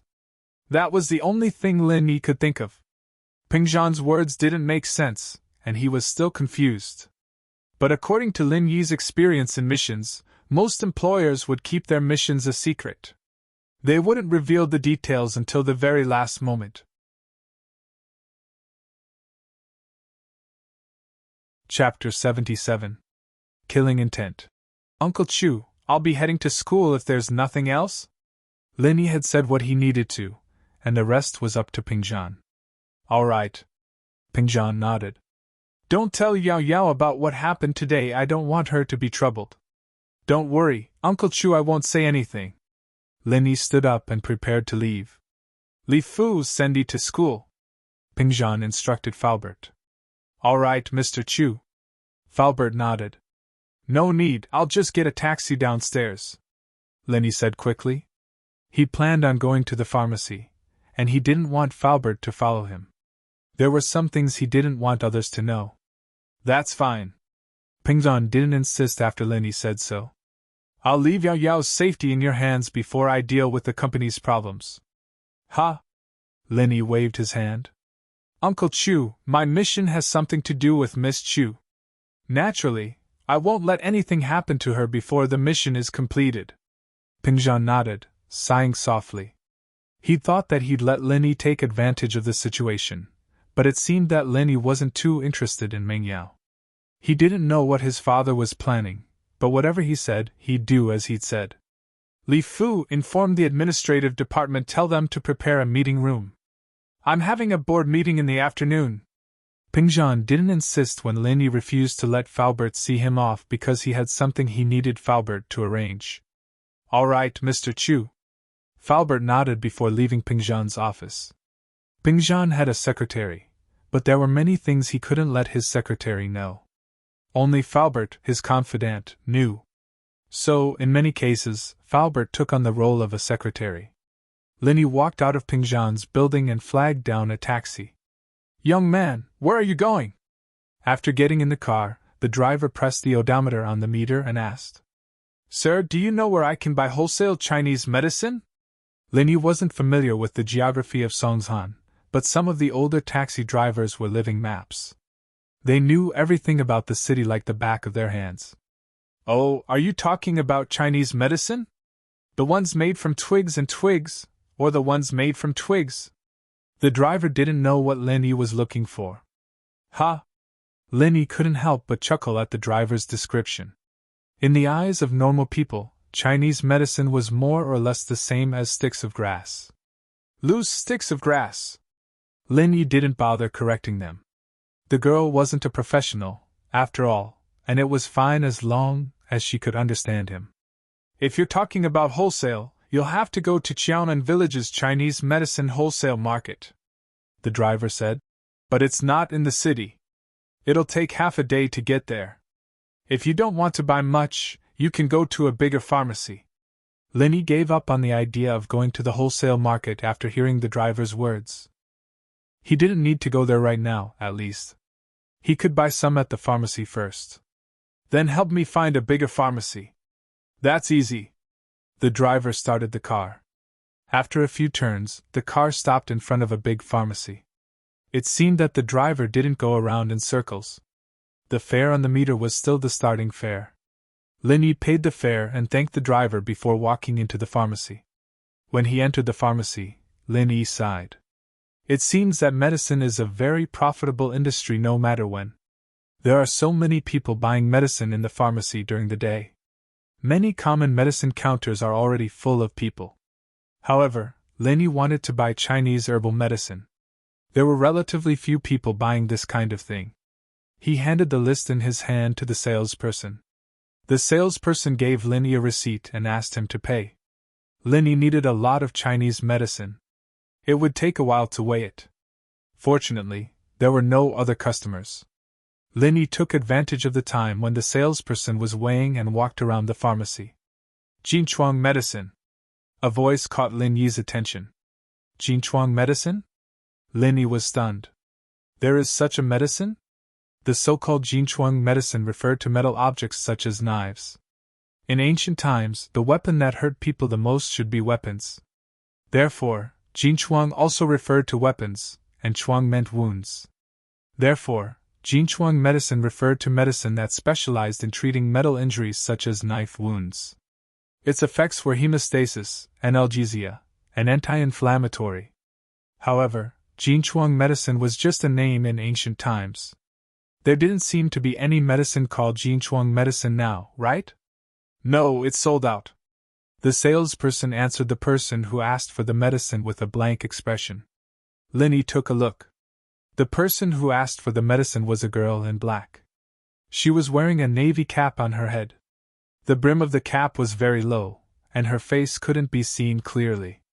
After getting the reply from the salesperson that the medicine was sold out, the girl didn't say anything. She turned around and left, but her steps were a little unsteady. Suddenly, Lin Yi's eyes were fixed on the girl's feet. On the ground that the girl walked on, there was a clear trail of blood. Obviously, it flowed down the hem of her pants. However, in this pharmacy with people coming and going, it didn't attract anyone's attention. The blood trail was quickly stepped on by the people walking back and forth. The reason why Linny paid attention to this girl was because Linny was a little curious about the Jinchuang medicine she mentioned. Secondly, it was because Linny sensed a trace of the same kind of aura from her, murderous aura. Murderous aura was a very mysterious thing. Murderous aura was actually a signal emitted by animals when they attacked each other. This signal needed to be detected by the sixth sense.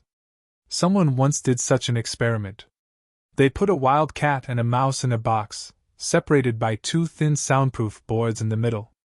The distance between the two boards wasn't very far. Then, they eliminated the smell, and they couldn't see each other. As a result, the cat seemed to sense something and wanted to pass through the board. It kept scratching the board with its claws, while the mouse curled up on the other side. It could be seen that the cat could sense that the mouse was next door, and the mouse could also sense the cat. But how did the cat and the mouse sense each other? According to the explanation of scientists, this might be the sixth sense in addition to the five senses of animals. In other words, they didn't use their ears, nose, or eyes to detect each other. Animals could use their sixth sense to sense a signal emitted by their natural enemies or other animals that wanted to attack them. This signal could be interpreted as murderous aura.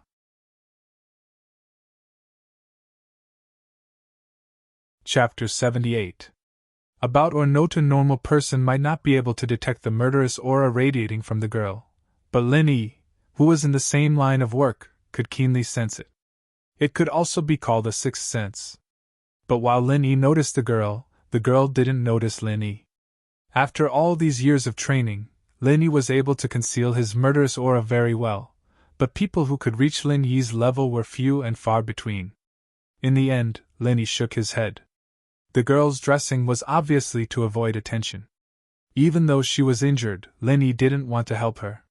She might be in the same line of work, but the same line of work didn't want to be disturbed in the middle of a mission. Sometimes people in the same line of work belong to different organizations, and they might even be enemies with each other. "Excuse me, what is golden creation?" Lin Yi asked the salesperson casually. The salesperson froze, then looked at Lin Yi as if he was an idiot, as if Lin Yi's question was stupid and naive. She didn't even bother to answer. "It's a surgical medicine, of course. We don't have it in stock." Lin Yi smiled wryly. It seemed like it was a new drug, and one that sold well. But while the salesperson didn't bother to answer Lin Yi's question, there was someone else who answered Lin Yi's question enthusiastically. Before Lin Yi could say anything, an old woman beside Lin Yi started chattering away. "Young man, you don't even know what golden creation is? You know Dr. Kong, right? Dr. Kong from a traditional Chinese medicine family. He's one of the leading figures in the Chinese medicine world." The old lady started talking about Miracle Dr. Kang's exploits. "Golden creation is a quick healing medicine that Miracle Dr. Kong came up with. It can heal wounds so quickly that there won't even be a scar left. How is it? Amazing, right? So godly?" Lin Yi did not expect Dr. Kong to be so amazing. His medicine was actually on par with his own. That's right. I heard that it's a secret recipe passed down from generation to generation. This golden creation is given priority to the military. Due to the production capacity, a small amount of it is regularly supplied to the private pharmacies. That's why it's in high demand, the old lady said. It's almost impossible to buy it from a pharmacy. My niece's boyfriend's third sister's aunt's fifth cousin is the manager of the supply and marketing department of XX pharmacy chain. Last time, I used his connections to buy a bottle. I heard that once it arrived, it was digested internally. How could it be sold on the shelves? Right? Lenny thought, if this medicine is really as magical as this old woman said, it is not impossible for it to sell well. Of course. Especially for young girls, it's so ugly if they get a scar on their body. It's not to heal the wound quickly, but to not leave a scar, the old lady said. I heard that nowadays, people don't give platinum or gold as gifts anymore. Instead, they give golden creation as gifts. Really? Lenny was stunned. He did not know whether this old lady was telling the truth or not. Of course, why would I lie to you? The old lady preached as if she was taking advantage of her seniority. Oh, I see. Thank you, but it seems that I don't need it for the time being, Lenny said to the old lady with a smile. Yeah, you're a big boy. You don't need that thing. The old lady nodded. Obviously, she misunderstood Lin Yi's words. Lin Yi meant that he could make the medicine himself. There was no need for him to buy it. Lin Yi naturally would not explain. He turned around and went to the Chinese herbal medicine counter. The herbs that he wanted had been weighed and put into a sealed bag according to the type. Lin Yi checked carefully and found that 2 of the herbs seemed to have been stored for too long. They had gone bad, and the medicinal effect was greatly reduced. Lin Yi had no choice but to weigh a little more. He would win with numbers. He checked the utensils and tools that he wanted. After making sure that there were no problems, he carefully packed them up and left the pharmacy. It didn't matter if it was Chinese or Western medicine these days, they were all selling very well.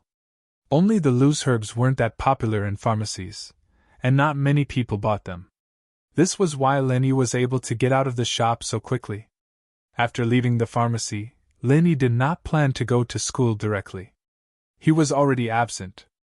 It didn't matter whether he went or not. He had already bought a series of measuring tools and tools. Lin Yi wanted to find a place to make the medicine first. This kind of thing, of course, couldn't be done in school. Of course, he couldn't do it in Mingyao's villa. The 2 girls would go crazy if the whole house smelled like Chinese medicine. The best way was to get a room by the hour and leave after he was done.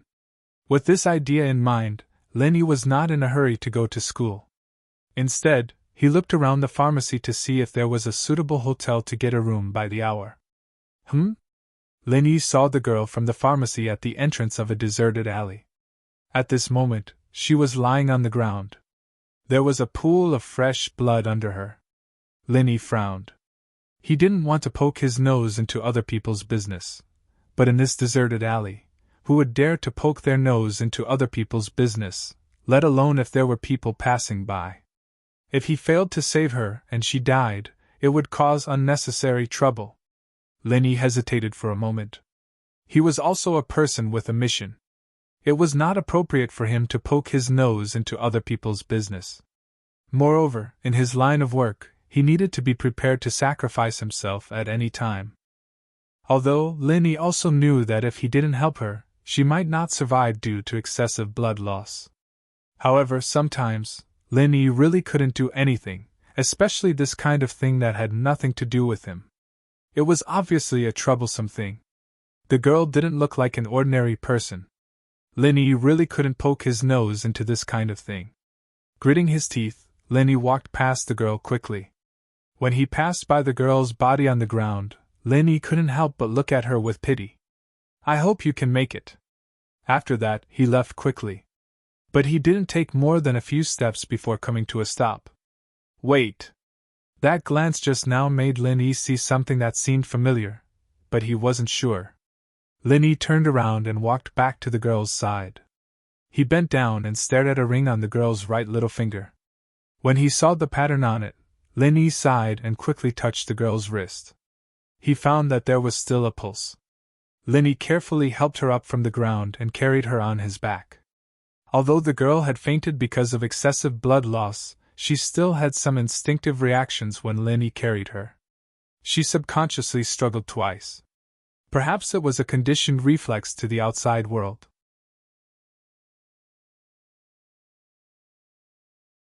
Chapter 79. Origin. When Lin Yi had first arrived, he'd seen a motel by the roadside, but it didn't look too good. Lin Yi had decided to look around for a better motel instead. But the situation was urgent, and Lin Yi didn't have the time to look for another motel. One was already good enough. Get a room! Lin Yi barged into the motel with the girl on his back. The owner was watching TV out of boredom when she saw a young man barging in with a woman in black on his back. The man wanted to get a room as soon as he entered, and she couldn't help but smile ambiguously. Her motel was actually quite low class. It was set up to provide a place for young couples without money to cozy up to each other. Most of them didn't care if the place was high-end or not, as long as it was quiet and clean. The owner had seen plenty of young men and women who came here to get a room, but it was rare to see someone as impatient as Lin Yi, wanting to get a room as soon as he entered with a woman on his back. 15 kwai for an hour, 60 kwai for a day, the owner said to Lin Yi.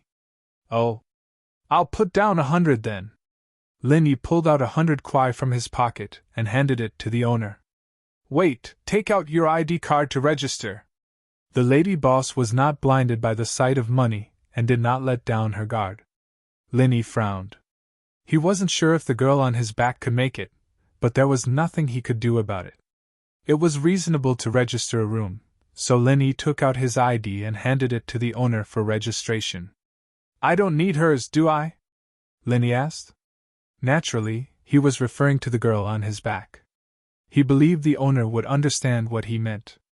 No need, Deng will be fine.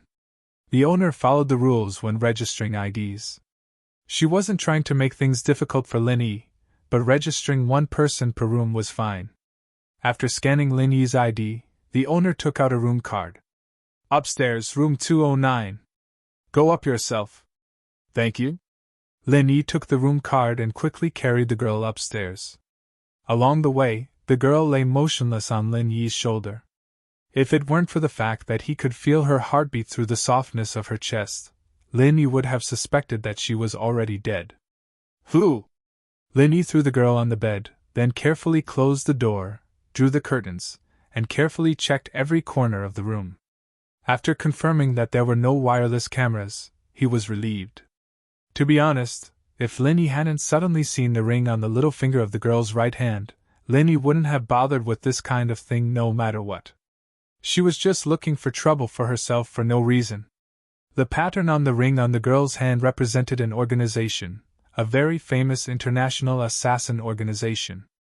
Although Lin Yi did not belong to this organization, the founder of this organization had a deep relationship with Lin Yi. The master who taught Lin Yi assassination techniques was one of the founders of this organization.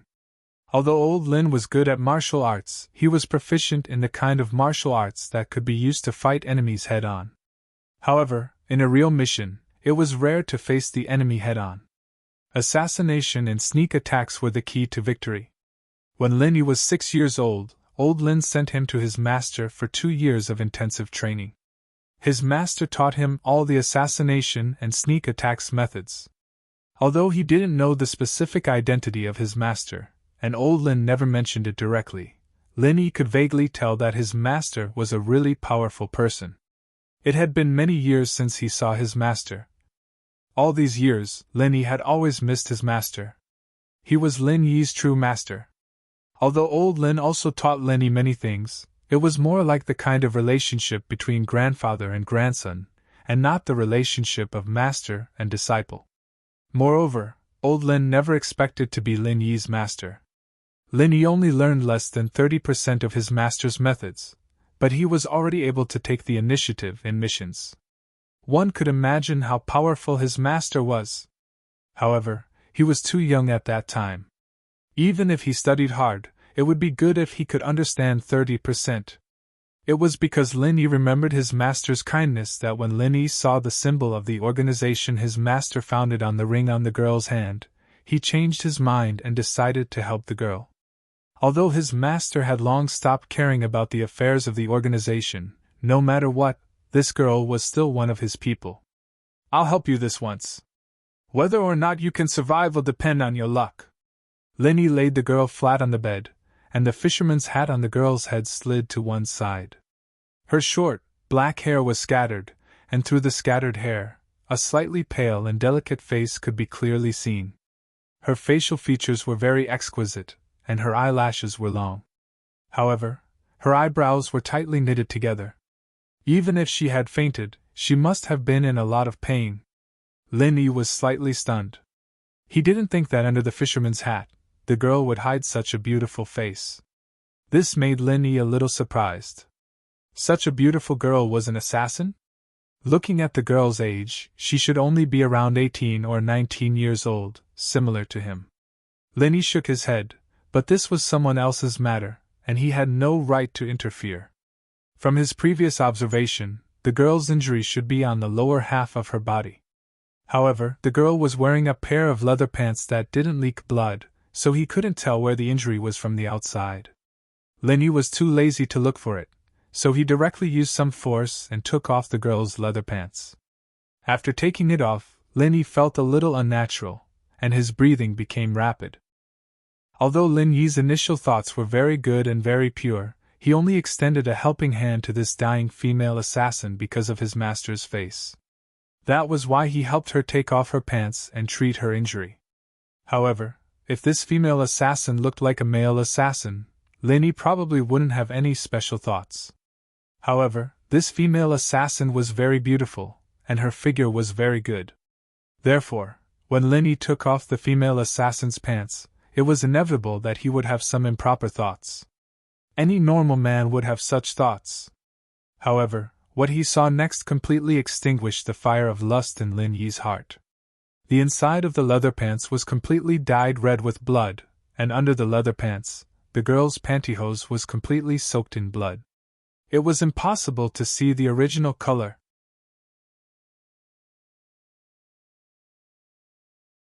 Chapter 80. Healing. From the looks of it, the girl's pantyhose was probably attached to the wound. If he took it off, it might touch the wound and cause more bleeding. Lin Yi frowned. There weren't any surgical tools in the room. When he took off the girl's pants, Lin Yi had felt something hard. It was probably a dagger. Without any other tools, Lin Yi could only rely on the dagger. Picking up the pants, Lin Yi took out the dagger and swung it in the air a few times to test the feel of it. Then, he started moving it back and forth on the girl's pantyhose. Lin Yi was an expert when it came to knives. When he was 6 years old, he had been practicing with the dagger with his master. It was also one of the most common weapons used against enemies.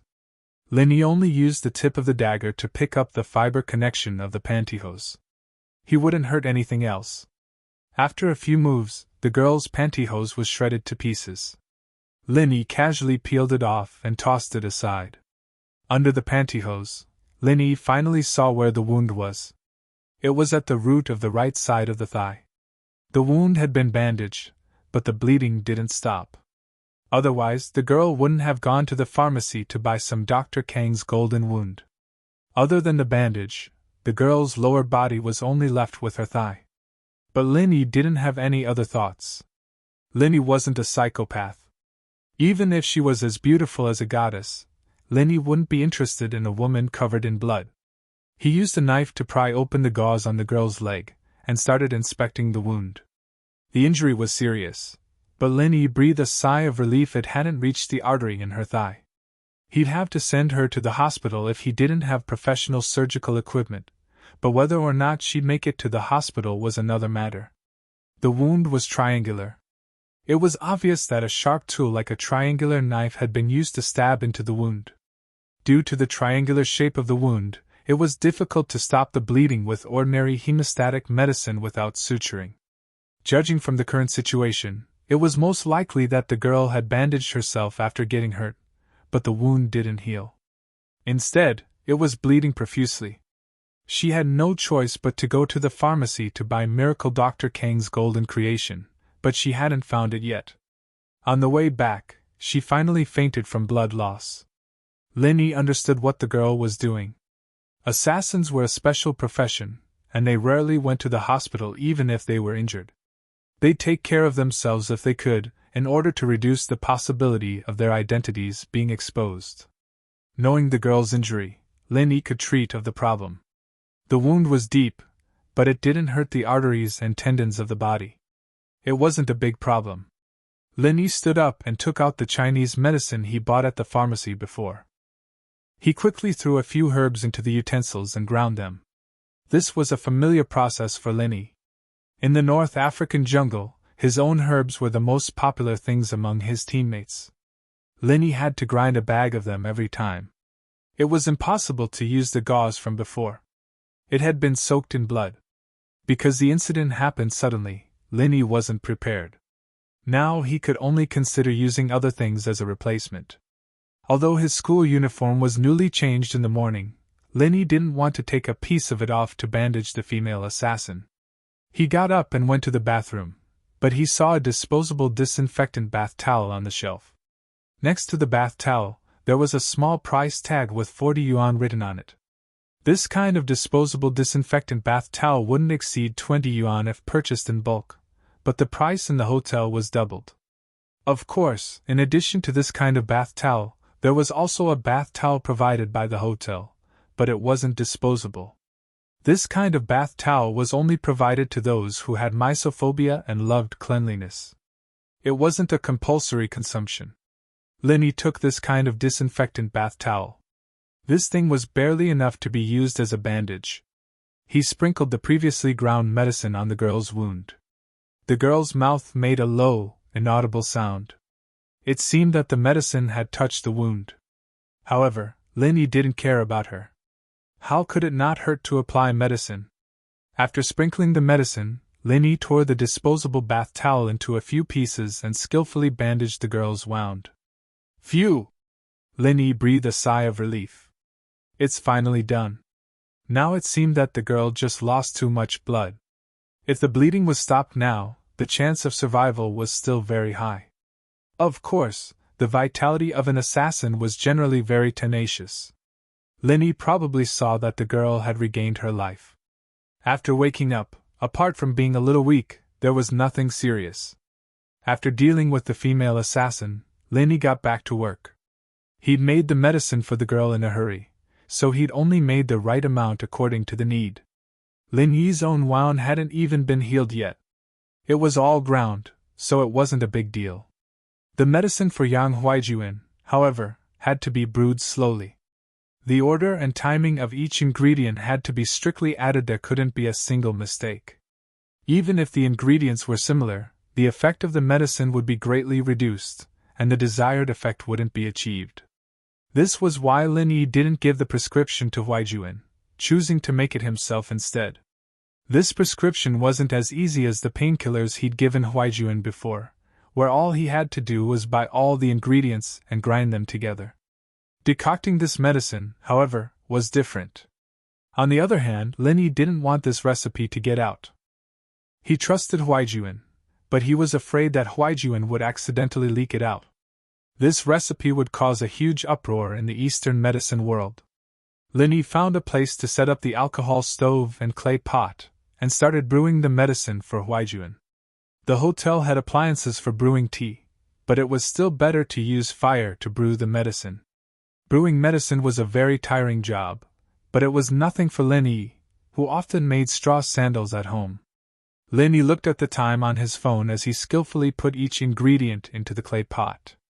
After who knew how long, Lin Yi heard a small movement not far behind him. If it weren't for Lin Yi's unusually sensitive hearing, he wouldn't have been able to hear it. Lin Yi didn't turn back. He was at a crucial point in brewing the medicine, and Lin Yi couldn't afford to be distracted. Lin Yi counted the time on his phone as he pinched the ingredients in his hands.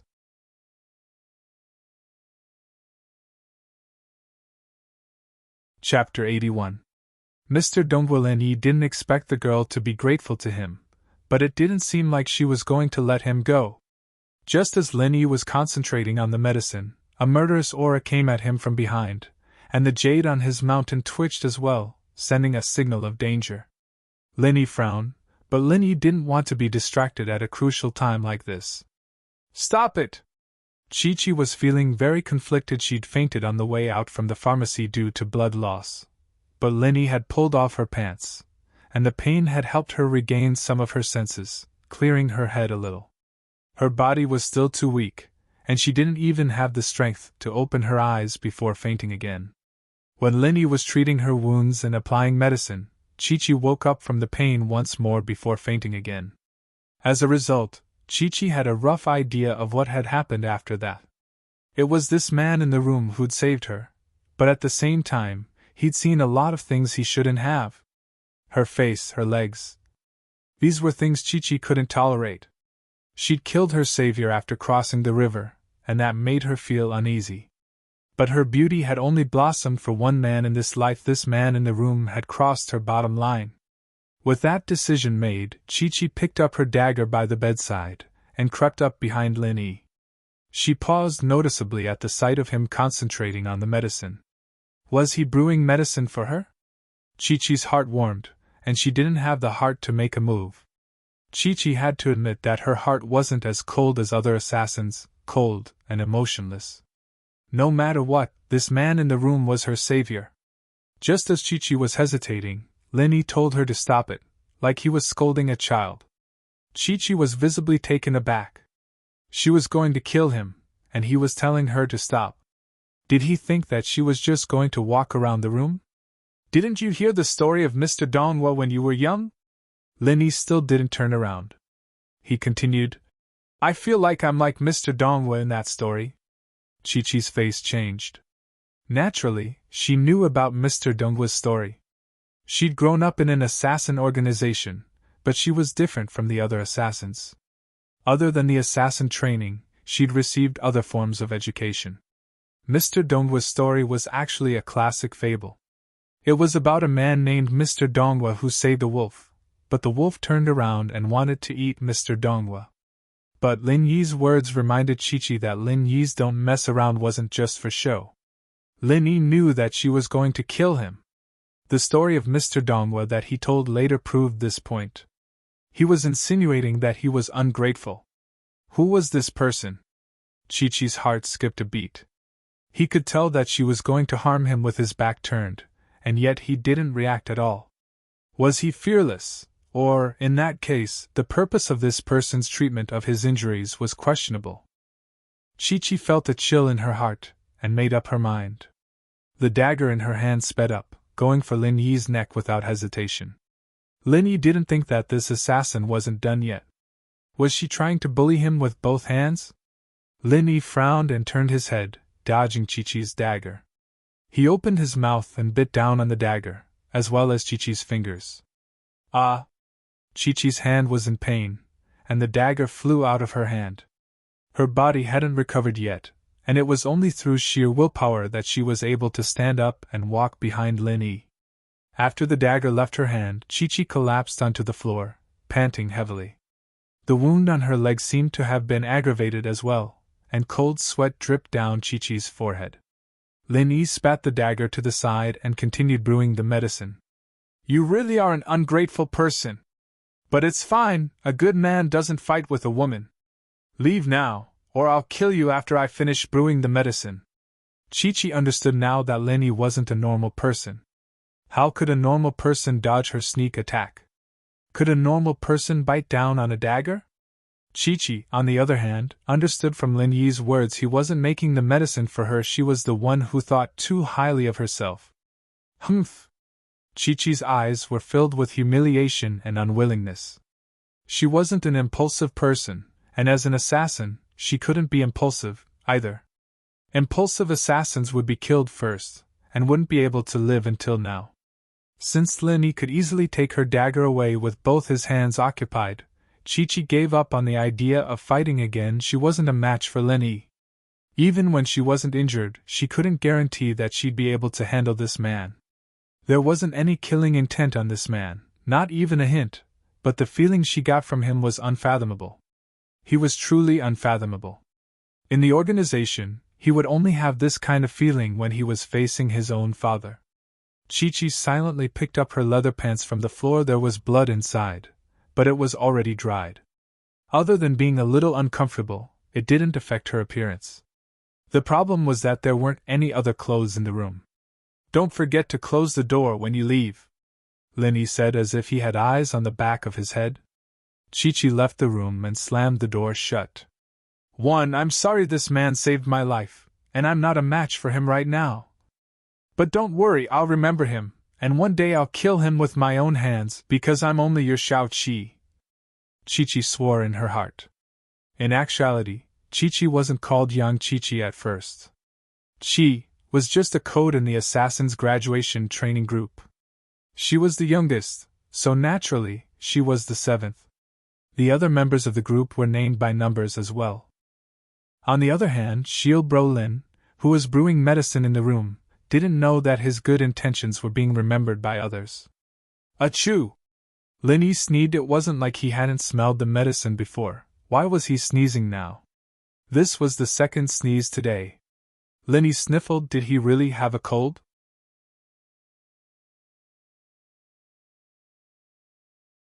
Chapter 82. It was too cruel. Chi-Chi's wound had stopped bleeding, but her body wasn't healed yet. Her face was still pale, and she was limping. Even so, she didn't want to stay in the room. Since she couldn't kill Lin Yi, she'd just leave and come back when she had the chance. That was the rule of an assassin. If she couldn't win, then she wasn't an assassin, she was a Suicide Squad member. Limping down to the first floor, Chi-Chi went to the bar. "Boss, what's the name of the man who brought me to room 209? Chi-Chi didn't ask Lin Yi's name, because she knew that Lin Yi wouldn't answer even if she did. Lin Yi treated her like a passerby, and she was trying to kill him. Lin Yi wouldn't go looking for trouble. But Chi-Chi wasn't an idiot. She knew that she had to register when staying at the hotel. She'd been unconscious at the time, and she didn't have any identification on her. It had to be Lin Yi. "Oh?" The boss paused, but came out immediately after seeing Chi-Chi's attire. She was the woman on the back of the man who'd rushed to get a room. It couldn't be, right? They didn't know each other, and they'd gotten together? Getting a room? But looking at her, she'd been carried. Was she drunk? If that was the case, then it was possible. Young men and women these days. The boss sighed at the degeneracy of the world, but she didn't think that her hotel would still be doing so well if it weren't for these young men and women coming to get a room. "His name is Lin Yi," the boss said as she looked at the registration book. "Thanks." Chi-Chi nodded, committing the name to memory. Lin Yi, huh? She didn't know if it was a real name or a fake one, but whatever it was, Chi-Chi hated the name. "You're welcome." For the boss, it was nothing more than a matter of lifting a finger. Chi-Chi memorized Lin Yi's name before turning to leave the hotel. The boss couldn't help but click her tongue as she limped out of the hotel. It couldn't be, right? That much? Can't even walk? That man just now didn't look very powerful, but he was actually so powerful. Could this be the girl's first time? The lady boss shook her head and thought evilly in her heart. To Lin Yi, Chi-Chi's incident was nothing more than a small interlude. Lin Yi wasn't too happy about the fact that Chi-Chi had stabbed him. He'd saved her life after all, and although he'd only seen her thigh, how was he supposed to treat it if he didn't? According to her, if she were to kill someone for looking at her thighs, she wouldn't be able to see the nurse today. Should he also take a knife and kill that auntie? Although the firepower of the alcohol stove was not as strong as that of the gas stove, it could still be used if it was controlled well. The decocted decoctions were placed into sealed bags bought from the pharmacy. Because the decoctions were hot, there was naturally steam. When the decoctions cooled down, the steam would turn into water, and the sealed bags would become a vacuum. This was good for preservation, and the decoctions would not deteriorate. After everything was done, Lin Yi put away the medicine brewing equipment. He could still use these next time. The alcohol was pretty much all gone, but these things were sold everywhere. He didn't think he'd left anything behind, so he called the reception downstairs and told her to check out. But when Lin Yi's eyes landed on the bed, he couldn't help but smile bitterly. It seemed that he'd have to pay for it. There were blood stains all over the bedsheets, evidently. It didn't take long for the owner to saunter into the room. It seemed that this hotel usually didn't have any attendants, and she was the only one running the place. Lin Yi had opened the window before the owner came up, letting in some fresh air. The smell of the medicine wasn't that strong, and the owner didn't notice it at all. She was stunned by the blood on the bed the moment she stepped into the room. Lin Yi's eyes widened as he stared at the blood on the bed. You! This bedsheet? The owner pointed at the bedsheet in the room, shocked. She couldn't speak. She was too shocked. She'd been thinking that it was Chi-Chi's first time, and that was why she was limping. Now that she saw the blood stains on the bedsheets, it only confirmed her evil thoughts. But at the same time, she thought that Lin Yi didn't know how to be gentle with the fairer sex, either. It was his first time, and he was already in such a terrible state. Was he trying to kill her? If someone were to die in her hotel, she'd be in deep trouble. At that thought, the owner's face darkened. This bedsheet was at least 10 kwai, and with the money she made for the room, she didn't have much left after the bedsheet. What did you do to the room? The owner asked coldly.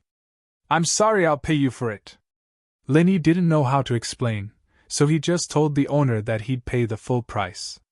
Since Lin Yi was willing to pay, naturally, the owner didn't say anything else. She thought that this kid was quite smart, or she'd have been waiting to insult him. After checking the room, the owner said, 1 disposable towel, 40 kwai. 1 bedsheet, 60 kwai. 100 kwai in total. All right. Lin Yi nodded. This owner wasn't too unscrupulous. This kind of white bedsheet cost 30 kwai in bulk. She sold it to me for 60 kwai, which was the same price as the towel. It was just double the price. The owner saw that Lin Yi was straightforward, so she didn't say anything else. Then you come downstairs with me. Let's calculate the room fee. You've rested in the room for 5 hours, so I'll have to charge you according to the standard for a day. It's 60 kwai. You paid me another 60 kwai. Lin Yi nodded. After he went downstairs, he took out the money and gave it to the owner. Then, he turned around and prepared to leave. Wait! The owner stopped Lin Yi. Is there anything else? Lin Yi turned around and asked. He wondered if the owner felt that it wasn't worth it, and wanted to extort him again. The girl you brought just now asked for your name before she left. I told her. The owner saw that Lin Yi was so straightforward, so she kindly reminded him. Based on her intuition, the two of them definitely wouldn't be a couple, so the owner said a few more words. Ah? Lin Yi smiled bitterly. He didn't want to have any contact with the female assassin anymore, but he didn't expect that the female assassin actually remembered his name when she left. Probably, there would be trouble in the future. After leaving the hotel, Lin Yi looked at the time. It was already 2:00 in the afternoon. He hadn't had lunch yet, but for Lin Yi, a meal wasn't very important.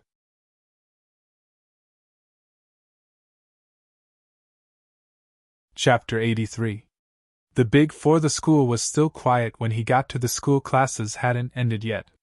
Lin Yi walked up to Class 5's classroom and peeked in through the window. It was a self-study class, with no teacher present. Lin Yi pushed the door open and walked in. A lot of people raised their heads to look at Lin Yi before going back to their own stuff. The 12th grade was a very tight class, after all, and nobody liked to stick their noses into other people's business. Yushu poked Meng Yao with a finger. Yao, Shield Bro's here. So what if he's here? What does that have to do with me? Meng Yao frowned, dissatisfied with Yushu's actions. Shu, why do you pay so much attention to him? You're not really into him, are you? I'd see a living person walking into the classroom if I raised my head. Yushu shrugged. I won't talk about it anymore since it has nothing to do with you. Meng Yao opened her mouth, but didn't say anything. She just shook her head and went back to reading the notes in her hands. Yushu smiled faintly at Meng Yao's reaction before going back to her own stuff. Shoo, what do you think about this Linny guy? He went to change his bandages early in the morning, why is he only here in the afternoon? Don't tell me he's hooking up with Ling Shan again? Meng Yao turned around suddenly. Ah? I thought you didn't pay attention to him anymore? Yushu smiled at Meng Yao. He is my father's shield. He is not honest with me. He goes out and messes around. Of course, I am not happy. Meng Yao didn't know why she was suspecting Lin Yi, but she found a good reason. Lin Yi was hired by her dad, and he had to be worth the money. Then go talk to him and tell him not to be a playboy. He can only be a shield for you, Yushu suggested casually. What do you mean by me? Meng Yao's face turned red. Shu, your words are so evil, so ambiguous. It was originally you alone. It was your daddy who hired him, not my daddy, Yushu said matter-of-factly. If you don't think that's a good idea, then let him be my shield. I might not need him in high school, but I might need him in college. Screw you. You already have your brother. Why do you still need a shield? Meng Yao said with a smile, feeling a little uncomfortable inside, especially since Yushu felt like she'd stolen something from her. Pin Liang shrunk his neck subconsciously when Lin Yi entered the classroom. He'd been scolded by his father and told to behave himself. As far as he was concerned, it was all Lin Yi's fault. However, he also knew that he was not Lin Yi's opponent barehanded. Even Heibao Bro with a gun wouldn't be a match for Lin Yi, let alone barehanded. The kid was too strong. And so, Pin Liang knew that he couldn't use the usual methods for revenge. He was waiting for an opportunity, a chance to teach Lin Yi a lesson. As for Kang Xiaobo, Pin Liang thought about it carefully after going back yesterday. Since Lin Yi was so protective of him, he might as well let the kid go. It wouldn't be worth it if he got beaten up by Lin Yi later. Hey boss, you're finally here! Kang Xiaobo was very excited to see Lin Yi. He waved at Lin Yi as soon as he entered the classroom. What are you doing, sitting there and waving? Do you think you're the president? Lin Yi smiled as he kicked Kang Xiaobo's leg and sat in his seat. Boss, you don't know, but Pin Liang was very low-key today. You didn't come and he didn't cause any trouble for me, Kang Xiaobo said. Isn't that good? Lin Yi said. Is there anything going on today? No, it's just yesterday. The school made a simple announcement, saying that outsiders came to cause trouble and were arrested by the police, Kang Xiaobo said. Fuck! It's just that Pin Liang's family has connections, and the school is protecting him. Everyone knows that it was Pin Liang who hired those people. Heh. Lin Yi heard from Faubert that Pin Liang's uncle was the director of Pingzhan Industries, so naturally, he was one of the shareholders of the school. It was normal for the school to protect Pin Liang. Right, boss, guess how everyone is describing you now. Kang Xiaobo lowered his voice and said excitedly. Describing me? Describe what? Lin Yi didn't know what was going on. Boss, you are now one of the big four in the school. You have replaced Pin Liang and successfully become the third of the big four, Kang Xiaobo said as if it was something to be proud of. Big four? Lin Yi felt a chill. When did he become one of the big four? He had always been low-key, and didn't even dare to do well in exams. How did he become famous? Moreover, looking at Kang Xiaobo, it was as if being one of the big four was a glorious thing. It made Lin Yi speechless. Yeah! Boss, if you beat the big four again, then you will become the big four's big four's big four's big four, Kang Xiaobo added. Big four? Lin Yi was speechless. The big four's big four's big four's big four's big four. That was even worse than the third. But Lin Yi couldn't do anything about it. After all, the fight with the outsiders yesterday was a fact. Heibao might have come to the school to cause trouble, but other people wouldn't think that way. They would think that he was the kind of student who liked to fight and beat up Pin Liang's people. Naturally, he could become one of the big four. The class bell rang, interrupting Lin Yi and Xiaobo's conversation. Lin Yi wasn't too interested in the big four's name, but he couldn't do anything about it since it was Xiaobo's mouth that belonged to Xiaobo. But after thinking about it, Lin Yi felt that this was his image anyways. It would be easier for him to be Ming Yao's shield in the future. He just needed to stand there and people would think, "Who dares mess with me?" And, "I'm a tyrant." The last class on Friday was physical activity class. Physical activity class was a class where students could go outside or stay in the classroom to study. It was the only class of the 12th grade that allowed them to relax every week. Even the students who were working hard would choose to relax during this class. They would take a stroll around the school, or stroll around the music store, snack street, or accessory store in front of the school gate.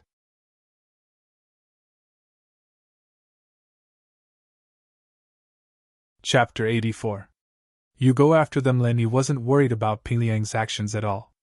Ping Liang might be a little hard to deal with in school, but he wouldn't do anything out of line. Meng Yao had Yushu by her side, and Meng Yao's family background wasn't something Ping Liang could do as he pleased. Even if his uncle was a shareholder of Pingzhan Industries, Pingzhan wouldn't let him off the hook that easily if he tried to force himself on Meng Yao in public, even if his uncle was a shareholder of Pingzhan Industries. As a result, Linny didn't plan on following Meng Yao and Yushu. Even if Linny had wanted to, Meng Yao's personality wouldn't have allowed him to tag along. Linny might as well focus on his own things instead. "Boss, wanna go eat some barbecue at the food street in front of the school?" Kang Xiaobo had a date with Linny last night, so he wanted to grab a drink or two with Linny during physical exercise class. He'd been in high school for 3 years, and he'd lived to the age of 18. He'd only felt like a real man these few days. "Sure," Linny said happily. He hadn't eaten anything in the afternoon. Linny placed the things he'd brought back from the hotel in his desk, placing a few books on the outside to prevent them from falling out. Only then was he able to leave with peace of mind. Most of the students had already left the classroom by the time the two left. There were only a few nerds left in the classroom. You couldn't count on these nerds to go out and play. These people spent all their waking hours in books. Kang Xiaobo slowed down subconsciously as they passed by 12th grade class 9. Linny was curious about his actions, but Kang Xiaobo tugged at Linny excitedly just as he was about to ask him about it. "Tang Yin! Tang Yun!" Linny was taken aback. He subconsciously looked forward and saw a girl walking out of grade 12 class 9's classroom not far away. After the girl walked out of the classroom, she also walked towards the staircase.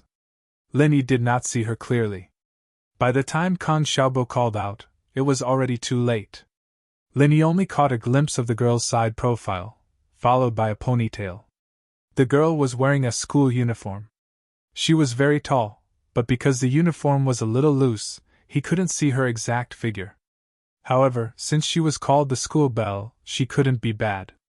It was just a glimpse, but she gave off the feeling of a beautiful girl in a romance game. She had a strong academic vibe. She was indeed a popular commoner beauty. "How is it? How is it?" Kang Xiaobo danced with joy. He was very excited as if he had won the lottery. "I didn't see it clearly. What can you tell from the back?" Linny patted Kang Xiaobo. "Why are you so excited? She's not your girlfriend." "Heh, of course not. But to be able to see her from afar is already very exciting." "Boss, don't you think it's fate?" Kang Xiaobo was still very energetic. "You see Chu Mengyao and Yushu every day. Then why don't you have epilepsy?" Linny found it a little funny. Looking at him now, he really looked like he was having epilepsy. "Isn't that different?" "Chu Mengyao and Yushu. I don't have any thoughts about them at all.